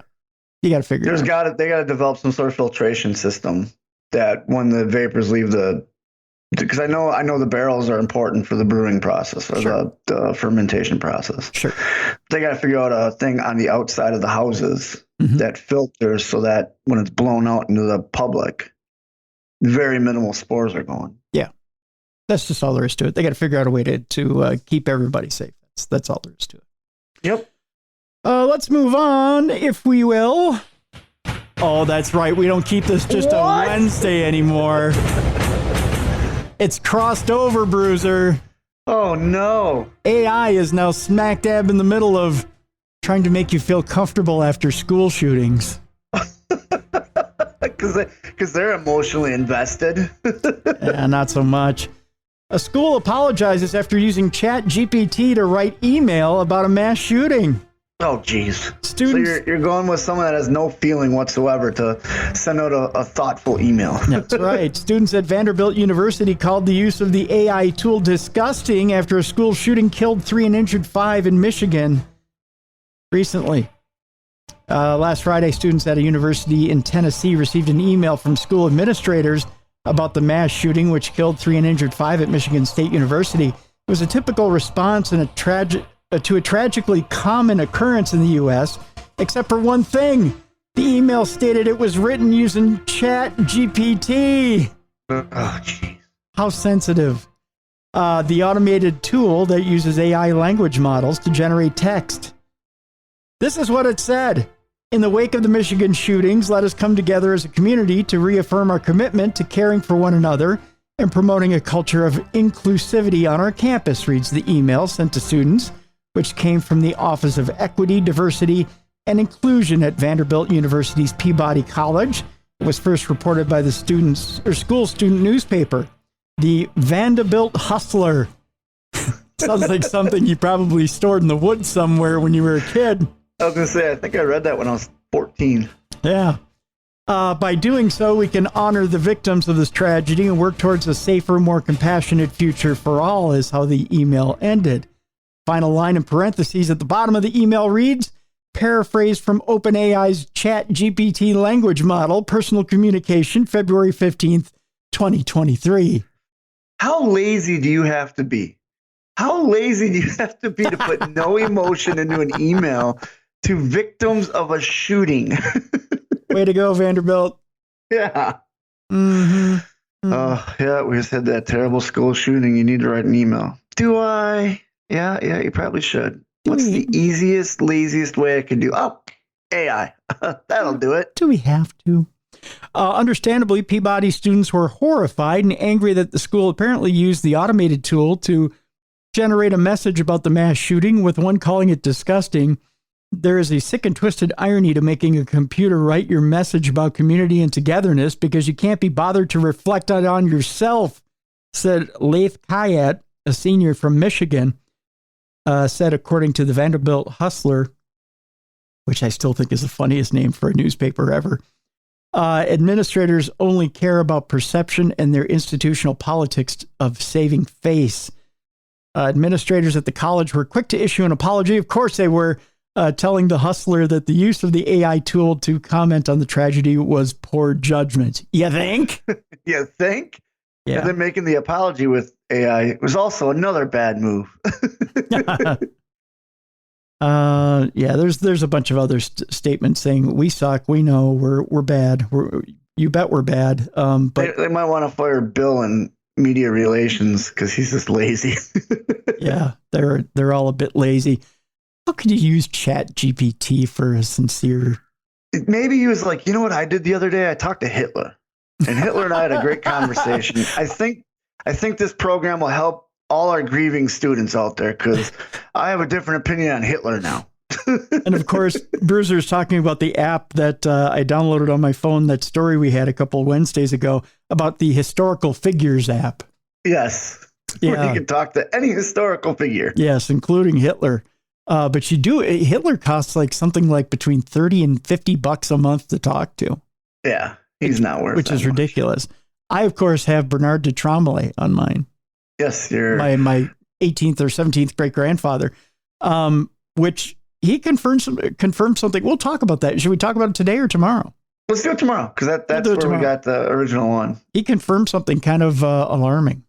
Okay, I can't wait to hear this. Yeah, keep in mind it's AI. Okay. Yeah, it's not really them. No, it's not really Bernard de Tremblay, but he confirmed something which is kind of bizarre.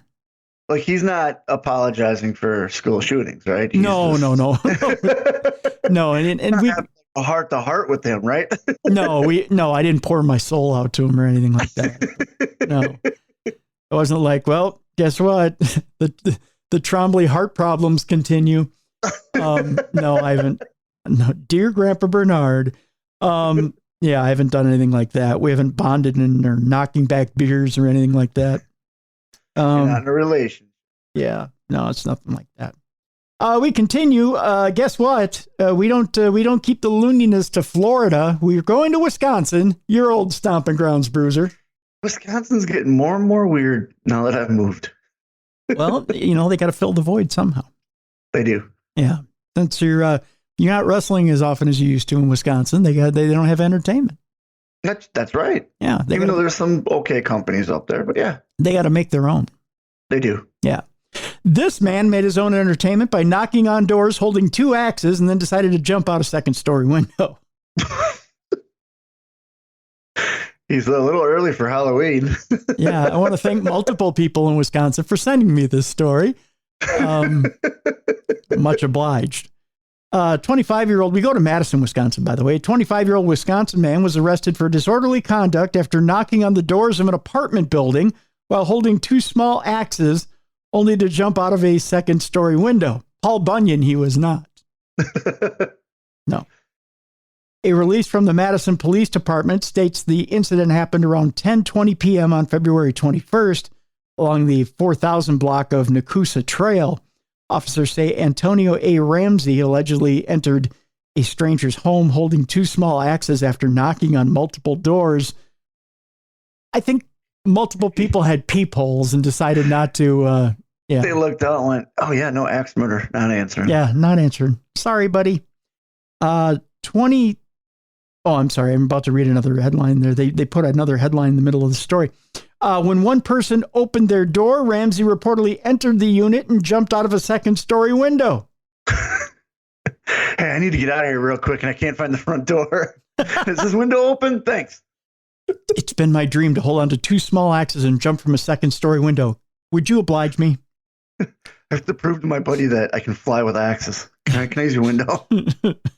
I've always wanted to do one of those Frank Miller scenarios where I'm jumping in slow motion, kind of like Sin City. Could I try it from your balcony? Watch me stick the superhero landing. Boom, one knee. Officers found Ramsey on Stoughton Road, I believe? Yes, near Stoughton, yep. Near Commercial Drive shortly after and arrested him for disorderly conduct while armed and resisting and obstructing. How do you disarm a man with 2 small axes and 2 broken legs? Not hard to catch him. I guess not. The investigation is ongoing, and no additional details were provided in the story, so we'll let you know. How much do you want to bet he was on drugs or drinking? Probably. Hey, speaking of being on drugs or drinking, we're firing up a food segment here. Oh, okay. All right. I want to thank food. I want to thank our many listeners. I don't have all their names in front of me. I should probably start keeping track and thanking them individually for these stories. We're going to start right here in Minnesota. So we've got Minnesota. We've got, I believe, 4 stories here today. Okay. Involving food. I like food. Oh, this one from Chaska, Minnesota. Okay. How far is that from you? Quite a ways. Okay. Yeah. Chaska, Minnesota. Are we going up by Canada here? Is this where we're going? No. Chaska's not near. It's just outside the Minneapolis area. Chaska's not too far away. 40, 50 minutes, I think. Okay, so we're outside Minneapolis, St. Paul area. Well, it's a little further than that. Okay. I don't know. I don't have a map on me right now. You know what? Now you're going to make me stop the program. No. That's fine. I've never been to Chaska. I'll tell you that. I'm sure it's a lovely area of Minnesota. It's surrounded by probably drunk college students and farmers and it's 32 miles away from where I'm at right now. Okay. It is got a population of 26,989 people. It's at an elevation of 741 feet, Bruiser, 18 square miles to Chaska. And it has an Arby's. Oh, okay. Which is where we're going to in Chaska. We're going to Arby's in Chaska. Gotcha. It is west of the Twin Cities. Okay. It's off of 212. 212 goes right through Chaska. Should you ever need to get there, Bruiser? Probably not. It is south of Chanhassen. I've wrestled in Chanhassen, so I know where that is. Okay, it is northwest of Shakopee, or Shakopee, Minnesota, as Jason Davis once put it, when he was first out at Valley Fair many years ago when it first opened in the early 80s. He said, "I'm Jason Davis, Shakopee, Minnesota." It was the last time it was pronounced Shakopee, Minnesota on TV. With that, shall we continue? Let's go to Arby's. All right, we're going to Arby's. An extremely drunk driver falls asleep while ordering curly fries at the drive-thru in the Arby's in Chaska. Police in Chaska. Good place to sleep. You know, Arby's and Hardee's have been the target of discontent in southwestern Minnesota. Really? If you remember right, years and years and years ago, Keith Millard took out his vigorous drunken rampage on a Hardee's in Mankato, Minnesota during training camp, and hasn't lived it down since, I don't think. Okay. It was during training camp that Keith Millard tied one on and then proceeded to get belligerent and quite evil in the Hardee's drive-thru. I don't get why people want to just go crazy in drive-thrus. I don't know. It must be the delicious Hardee's cheeseburgers. Since then, Hardee's has proceeded to pull out of Minnesota. I don't think there's very many Hardee's. There might be a Hardee's still in Mankato. The Vikings aren't in Mankato anymore. I know they pulled out of Wisconsin before we moved. And that's why we were shocked. Here in North Carolina, they're everywhere. Yeah, well, Hardee's and there's Carl's Jr., of course, on the West Coast. Correct, yep. Yeah. But there are no more Hardee's anymore, I don't think, in Minnesota. No, here in North Carolina, they have a Hardee's across the street from a Carl's Jr., which it blew my mind. I was like, wait, what? They pulled I think the last one out of Anoka over a year ago now. I think it was almost 2 years ago now. Good. They're getting too expensive. No, wait, there might be one in Forest Lake. I'm not quite sure. But they're pulling them out slowly but surely. Yeah. I enjoy good Hardee's. I enjoy Arby's even more. I don't know how you feel. I prefer Arby's over Hardee's. Yeah, I enjoy a good Arby's. Yeah, but I've never fallen asleep in a drive-thru of Arby's. Now, here's where I'm a little how should I put it?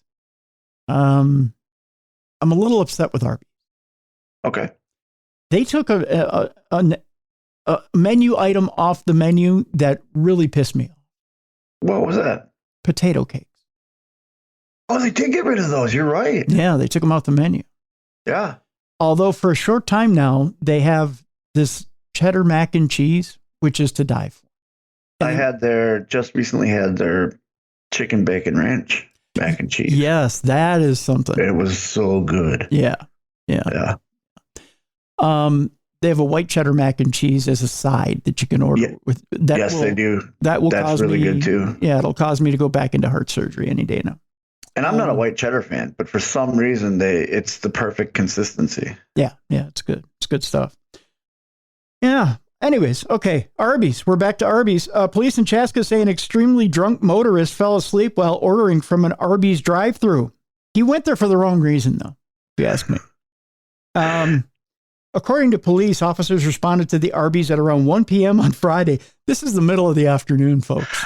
Wait, 1 p.m.? Yes, 1 p.m. on Friday. So we've been doing some day drinking in Chaska. Yeah, he's like, what time's the bar open? Okay, I'll be there. Yeah, he got there bright and early. On the report of an unresponsive driver, later found out to be a 43-year-old man and only occupant of the vehicle. Luckily, an observant patron noticed this and was able to open the driver's door and shift the vehicle into park. Likely preventing... Never mind waking the guy up. Yeah, we don't want to do that. Likely preventing damage to property and injury to others, according to police. Police said the man was too drunk to do a standardized field sobriety test, so a search warrant was executed to get a blood sample. Really drunk. Yeah. During the process, the man allegedly admitted to drinking wine earlier. Oh, well, he started easy. Yeah, he woke up, figured, you know what, I'm going to have an omelet, glass of wine, bottle of wine, 2 bottles of wine. 3, 4, 5 bottles of wine. The French do it. Oh, before 1 p.m.? I don't know about that. Yeah, wine. Becoming extremely drunk and then driving to get this. This is all he wanted. Curly fries. Oh, come on. You can DoorDash that. That's the worst thing on the menu at Arby's. Yeah. Especially now that they have the crinkle fries, you can get cheese to dip in. Those are even better. Yeah. Curly fries is the junk on the Arby's menu. Yeah. Which according to, and here's the statement, becoming extremely drunk and then driving to get curly fries is an incredibly selfish decision. Thankfully, the man was not driving at higher speeds on the city streets or highways at the time he fell asleep, police said. He'll be charged accordingly. Well, I wonder what the blood alcohol content was. They took a blood test, but evidently it didn't come out in time for the story.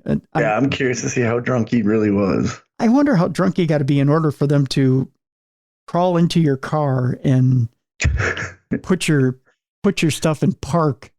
I want to know how drunk you have to be to crave curly fries from Arby's. Pretty drunk. Like I get weird cravings when I'm drunk, but I never had a craving for curly fries from Arby's. There's so much more at Arby's to crave. I mean, you've got the wonderful brisket sandwich there. You've now got the new it's like a garlic ribeye sandwich that's over there. I mean, you've got so much more.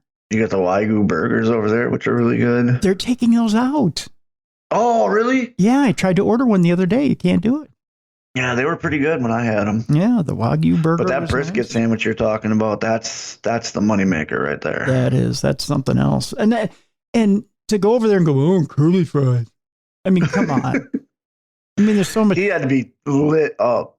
At least go a step higher. Go for the mozzarella sticks with the fake marinara. I mean, which are not good either. No, but they're better than curly fries. I mean, it's cheese to pair with wine.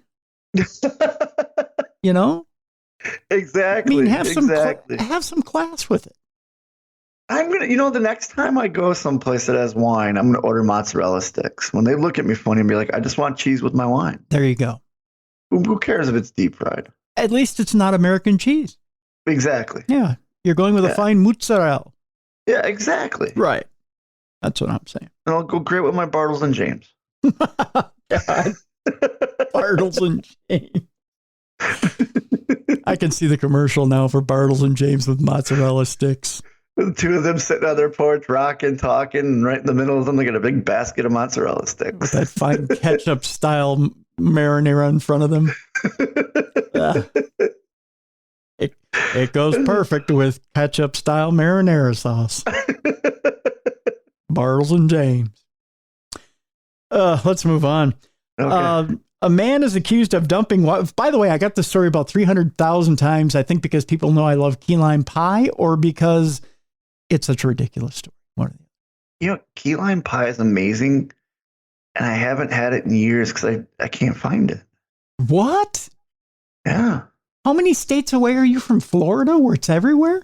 Yeah. Yeah, like I was telling Mrs. Bruce the other day, I think she goes, do you want me to pick? She's been picking up birthday cakes lately because I've been craving those. I said, no, I'm actually craving a good key lime pie. Yeah. And we can't find them. What? Yeah. Not even in the freezer section? Nope. In the grocery store? Yeah, we looked and there's nothing there. I was highly disappointed. So now I'm on a mission to find a key lime pie. So.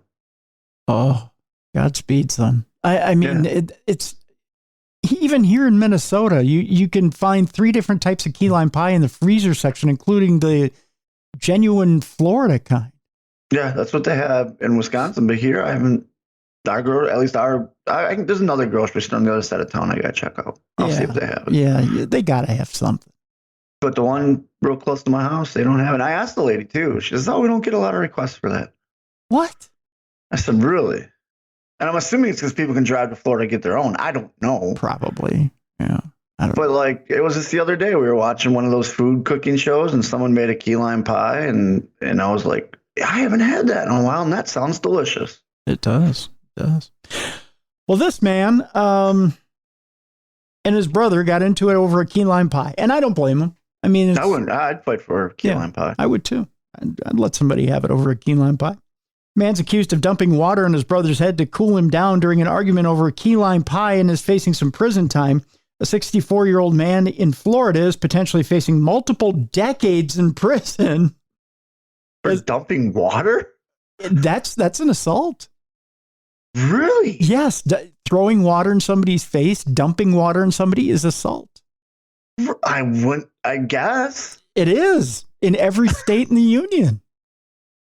Wow, I never thought about that. It is. Even a drink, if you do that with a drink in somebody's face, yeah, it's assault. I've had so many drinks thrown at me. Yeah, it's assault. Ah. Yeah. So that 64-year-old man is potentially facing multiple decades in prison, as well as thousands of dollars in fines for dumping 2 glasses of water on his older brother during an argument over some key lime pie the older man was saving. He was saving it.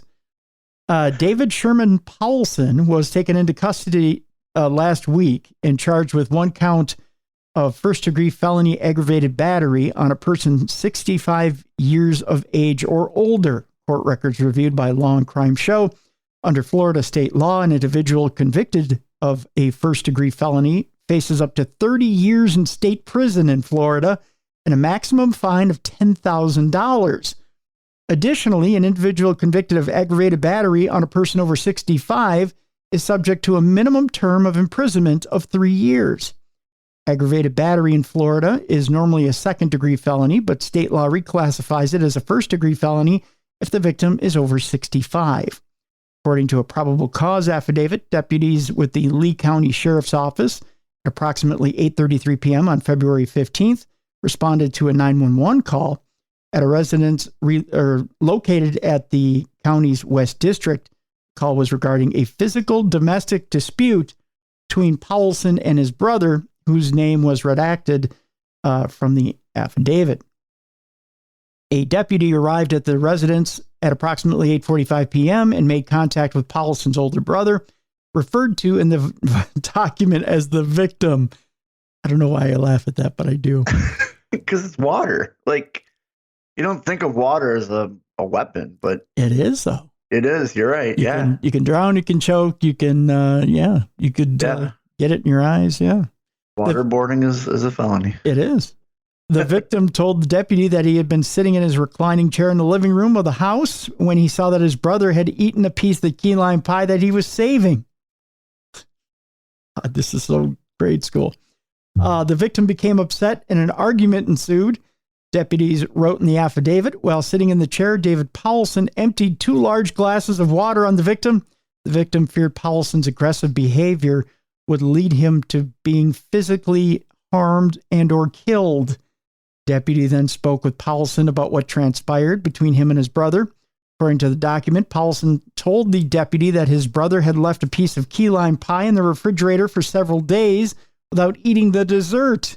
So Paulson ate it himself. As his brother had said, the two then argued about the pie. Now, key lime pie will keep for a while. Not days and days and days, but it'll keep for a while. And if it's just in that fridge every time you open it, it's just haunting you. It is. You got to eat it. That's right. Paulson was near the kitchen and decided to fill up a large glass full of water and dump it on the victim's head to cool him down. The affidavit states Paulson proceeded to fill up another glass and dumped it on the victim in the living room. After speaking to both parties, a responding deputy arrested Paulson and transported him to the Lee County Sheriff's Office jail, where he was booked into detention. The deputy further noted in the affidavit that the victim did not suffer any injuries during the altercation. After all, it was water. And he says because, quote, only water was thrown on the victim.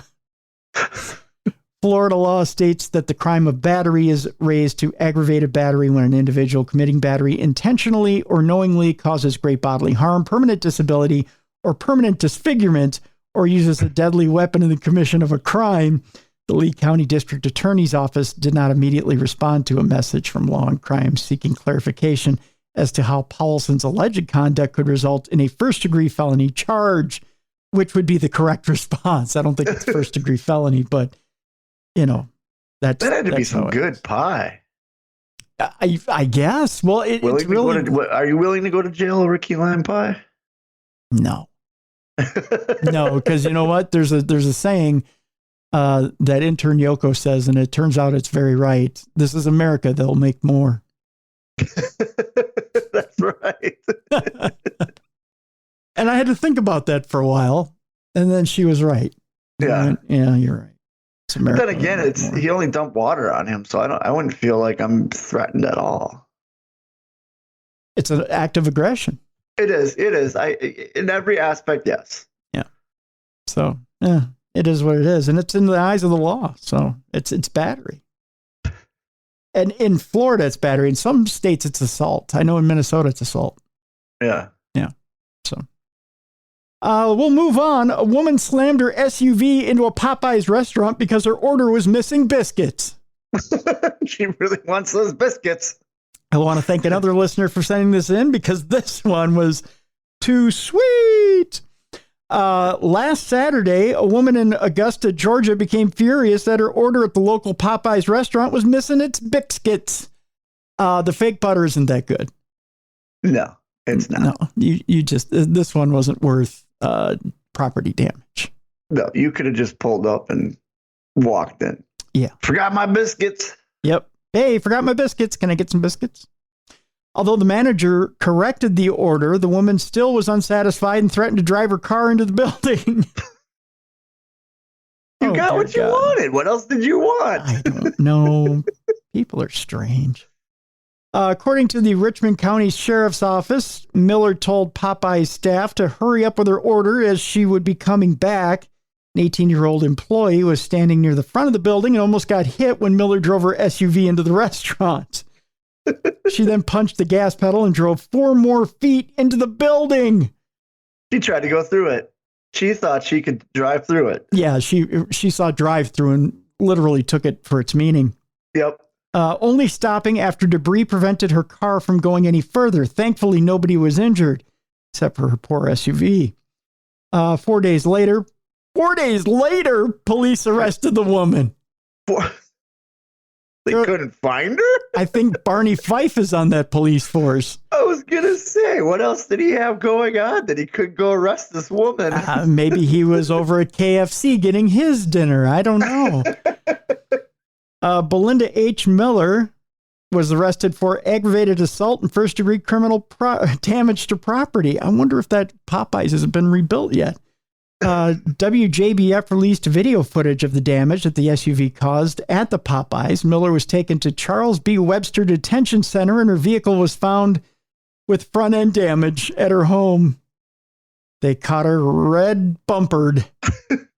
They literally let her go for 4 days and then arrest her. Like, how about you come arrest her as soon as she's still sitting in the restaurant in her SUV? This next story, Bruiser. I got a new way to pay for your order at Wendy's. Oh, okay. It isn't cash. No, it isn't a card. Okay. It isn't even Apple Pay. Is it crypto? It isn't crypto. It's throwing a gator through a window. They'll take gator pay. Which I do know is an assault with a deadly weapon. Oh yeah, when that gator's flying at you, boy. Yeah. You better get out of the way. A Florida man's been arrested. Thank you, Florida man, for reportedly tossing a gator into a Wendy's. He just had one laying around. Yeah, just here. I want my nuggets. I want my fries. I'll take a double with extra cheese. And here, I'm going to pay with it with this live alligator. Do what you want with him. Only in Jupiter, Florida. A Jupiter, Florida man was arrested for throwing a live alligator. I'm stumbling because I can't believe it. Into a Wendy's restaurant drive-thru east of Loxahatchee.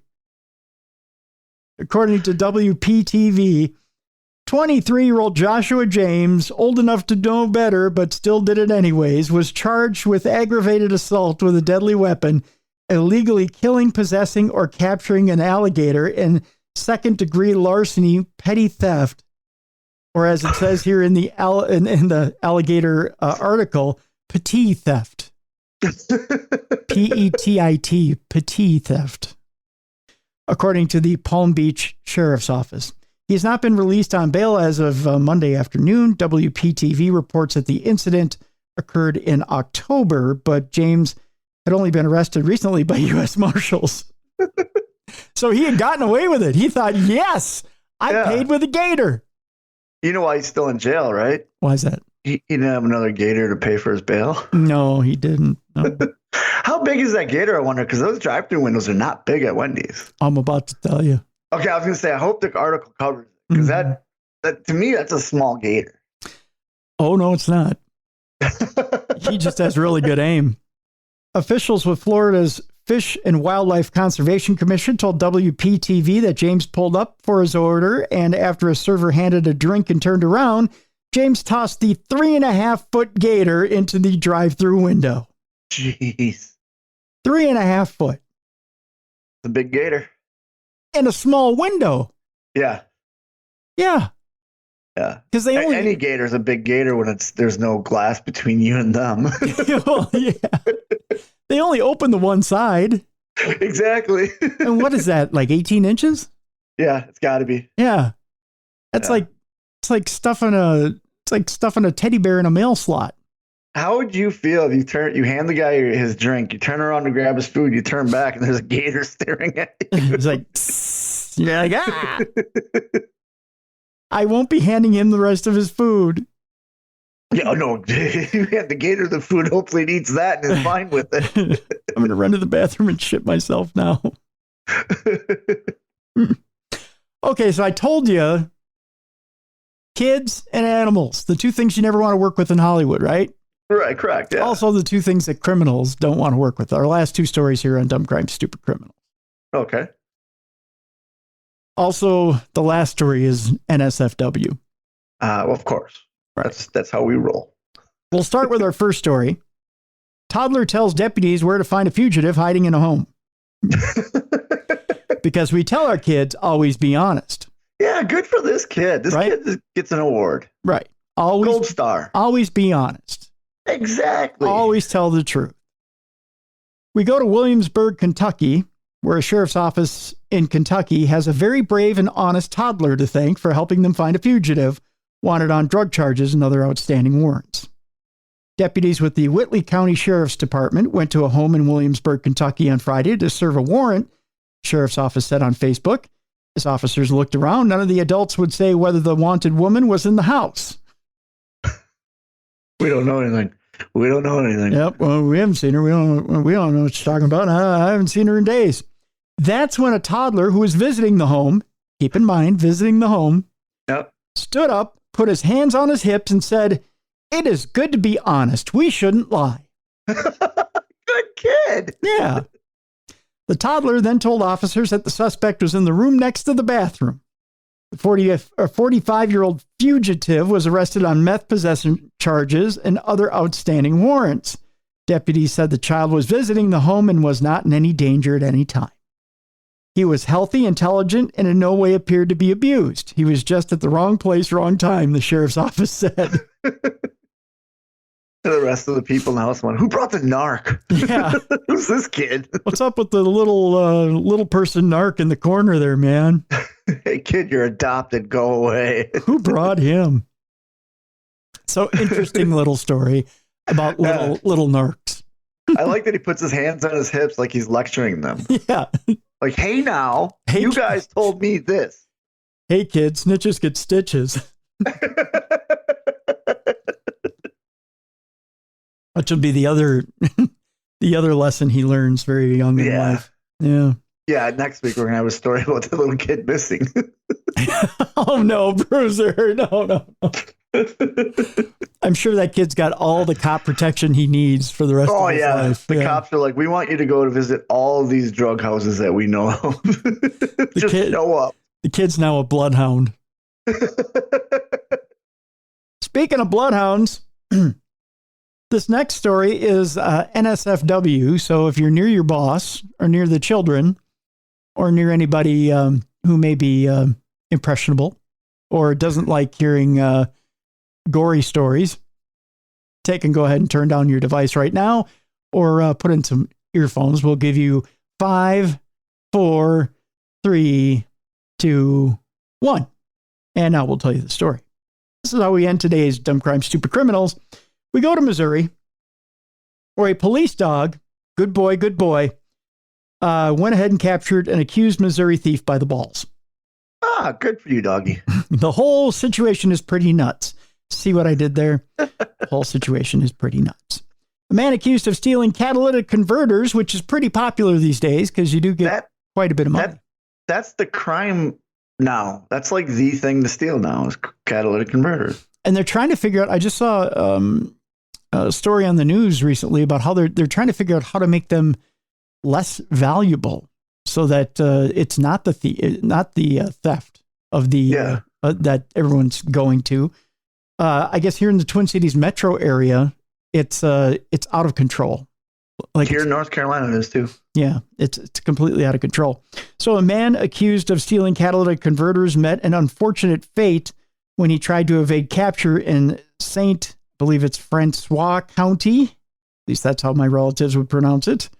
The county sheriff's department says a police dog caught Kevin Moore of Desloge, Missouri. Desloge, Missouri, sure. By the jewels after Moore tried to run away from police yesterday. Early yesterday morning, officers with the Park Hills Police Department and St. Francois County's Sheriff's Office converged on an area frequented by a catalytic converter thief in Park Hills, according to a St. Francois County Sheriff's Department Facebook post. That's when they saw Moore driving a utility task vehicle. Once he knew police were on his tail, Moore drove away and later attempted to flee on foot. The sheriff's deputy then released a police dog named Teo, T-E-O, who chased Moore. The suspect then attempted to assault Teo. That's a no-no. Yeah, no.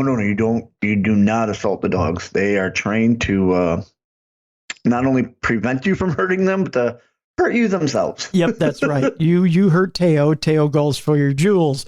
Yes. Teo, however, would not be beat and apprehended the suspect, the post continued. By apprehended the suspect, they meant Teo sunk his teeth into the fleeing man's balls. Nuts, jewels, his, family heirlooms.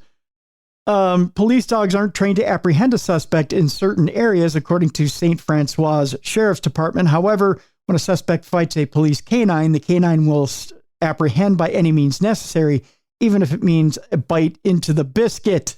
The department wrote on Facebook. Teo received a treat and mouthwash for his valiant police work. Mouthwash. Good going.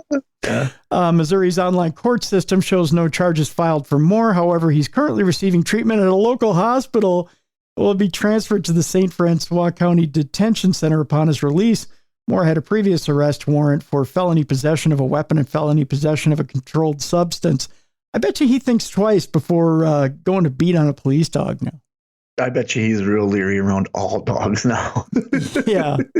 I think from now on, when the police dog comes after him, he drops. He just drops and puts his hands over his head and says, "You got me." I don't think he puts his hands over his head. I think he covers his crotch up and goes, I'm yours. You got me. Yeah. Both hands over the jewels and says, "No, good boy, good boy, good boy. No jewels, no jewels. Not your testicles, not your testicles." Is this an actual picture of the guy? God, that can't be, because if it is, that just looks painful. Is this? Oh my God. Is it a not safe for work picture of his? I think it might be. Manhood? Does that look like the? If it is, I think he bled slightly. He bled a lot. There's a picture. How ashamed he looks. He does. Yeah. For those listening, he's wearing brown coveralls. Yeah. And it looks like he pissed himself in blood. Like it is a big area. Yeah, it's boy, oh boy. He's so ashamed in that picture. He's that's a defeated man right there. He's a hang low Joe right there. Yeah, not good, not good. That picture makes the story because he is defeated. He's like, take me to jail. More like DeBald. Oh. Well, you shouldn't be out on the police dog. He's half the man he used to be. Oh. Let's see. That'll do it for Dumb Crime, Stupid Criminals for today. Tomorrow we have supernatural news. Yes, we do. We'll catch up on a few things. We'll talk to you a little bit about heart surgery and how that went. It was an interesting day. I did a small post about it, but I didn't give you the full details. We'll talk the full details about that. It's just a short little story. It was interesting. Never woke up on a surgery table before, Bruiser. Yeah, you got me worried now going into my surgery. No. They'll put you out. For this surgery, they have to have you somewhat awake. But I woke up in severe pain. So yeah, that was an experience. I bet. Yeah. So we'll talk a little bit about that tomorrow. We got lots of crazy stories for tomorrow for Supernatural News. So we'll go over that tomorrow. And then on Thursday, I believe I have Richard Estep and MJ Dixon. And we'll be talking about an interesting experiment they're doing. Oh, first, we're going to talk about MJ Dixon's new book. And then we're going to talk about interesting ghost hunting experiment they're doing. I'm not going to let too much out of the bag, but let's just say there's some remote viewing that goes on. Oh, cool. Between Richard and MJ. MJ's all the way across the pond at times when Richard is investigating. And she's actually hitting things, I don't want to say right on the nuts after we did that last story, but we'll call it as we see it. And we'll talk a little bit about some of those investigations. Both of them were at Bodmin Jail just, I think, a weekend or two ago. Richard went back over the pond. They did some investigating. We'll talk about that investigation as well. So we've got some things to talk about on Thursday. So that's how the week's shaping up. And I may be wrong about that show.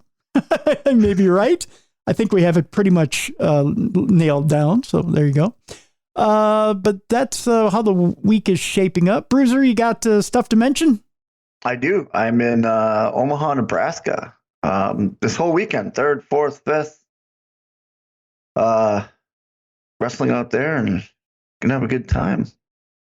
Very excited to return to Nebraska. Right on, right on. That's right. Cornhusker country. So yep, it'll be out there. And we'll get it up on the events page up at darknessradioshow.com. So go there to, if you're in the Nebraska area or the Midwest, you want to see Bruiser out there, click on the events page and check it out and get your tickets there. And please come say hi. Yeah. I love when our listeners come say hi. Every show so far, I've had listeners come up, and I can always tell they're our listeners because they always drop little nuggets like, oh, some nightmare fuel, huh? And I'm like, oh, look at you. Okay. Or they'll go, where's Cruiser? Oh, okay. I gotcha. He's at home grabbing onto the chocolate pudding that is now his heart. My chocolate fondue station I've built out of my heart. Well, someone did ask at this last show how you were, and I said that you were fine. And yeah, well, I good. Checked in on you, and you were good. And yep. They wanted to give they're giving their best to you. And I said, feel free. I said, leave comments in the reviews and stuff and let them know. And I do appreciate everybody who had a spare prayer or extra energy or even had a good thought for me going into surgery. I do feel much, much better now, folks. Being as we record this 10 days out from surgery, life has changed a lot for me. And I've got more energy than ever and feeling good and healing better, believe it or not. I didn't know exactly, you never know how bad off you were until you get through a procedure and you're starting to heal from it and you feel how much better you feel. So yeah, that's what's important is you put things behind you and you start to realize how much you really were not well off. Now you know how well off you are now. So that'll do it for today's program. Thank you so much for tuning in to today's program and True Crime Tuesday. We appreciate your patronage and I almost said viewing us, listening to us every week. Tune in tomorrow for the best in paranormal podcasting. Darkness Radio, thank you for joining us today for True Crime Tuesday.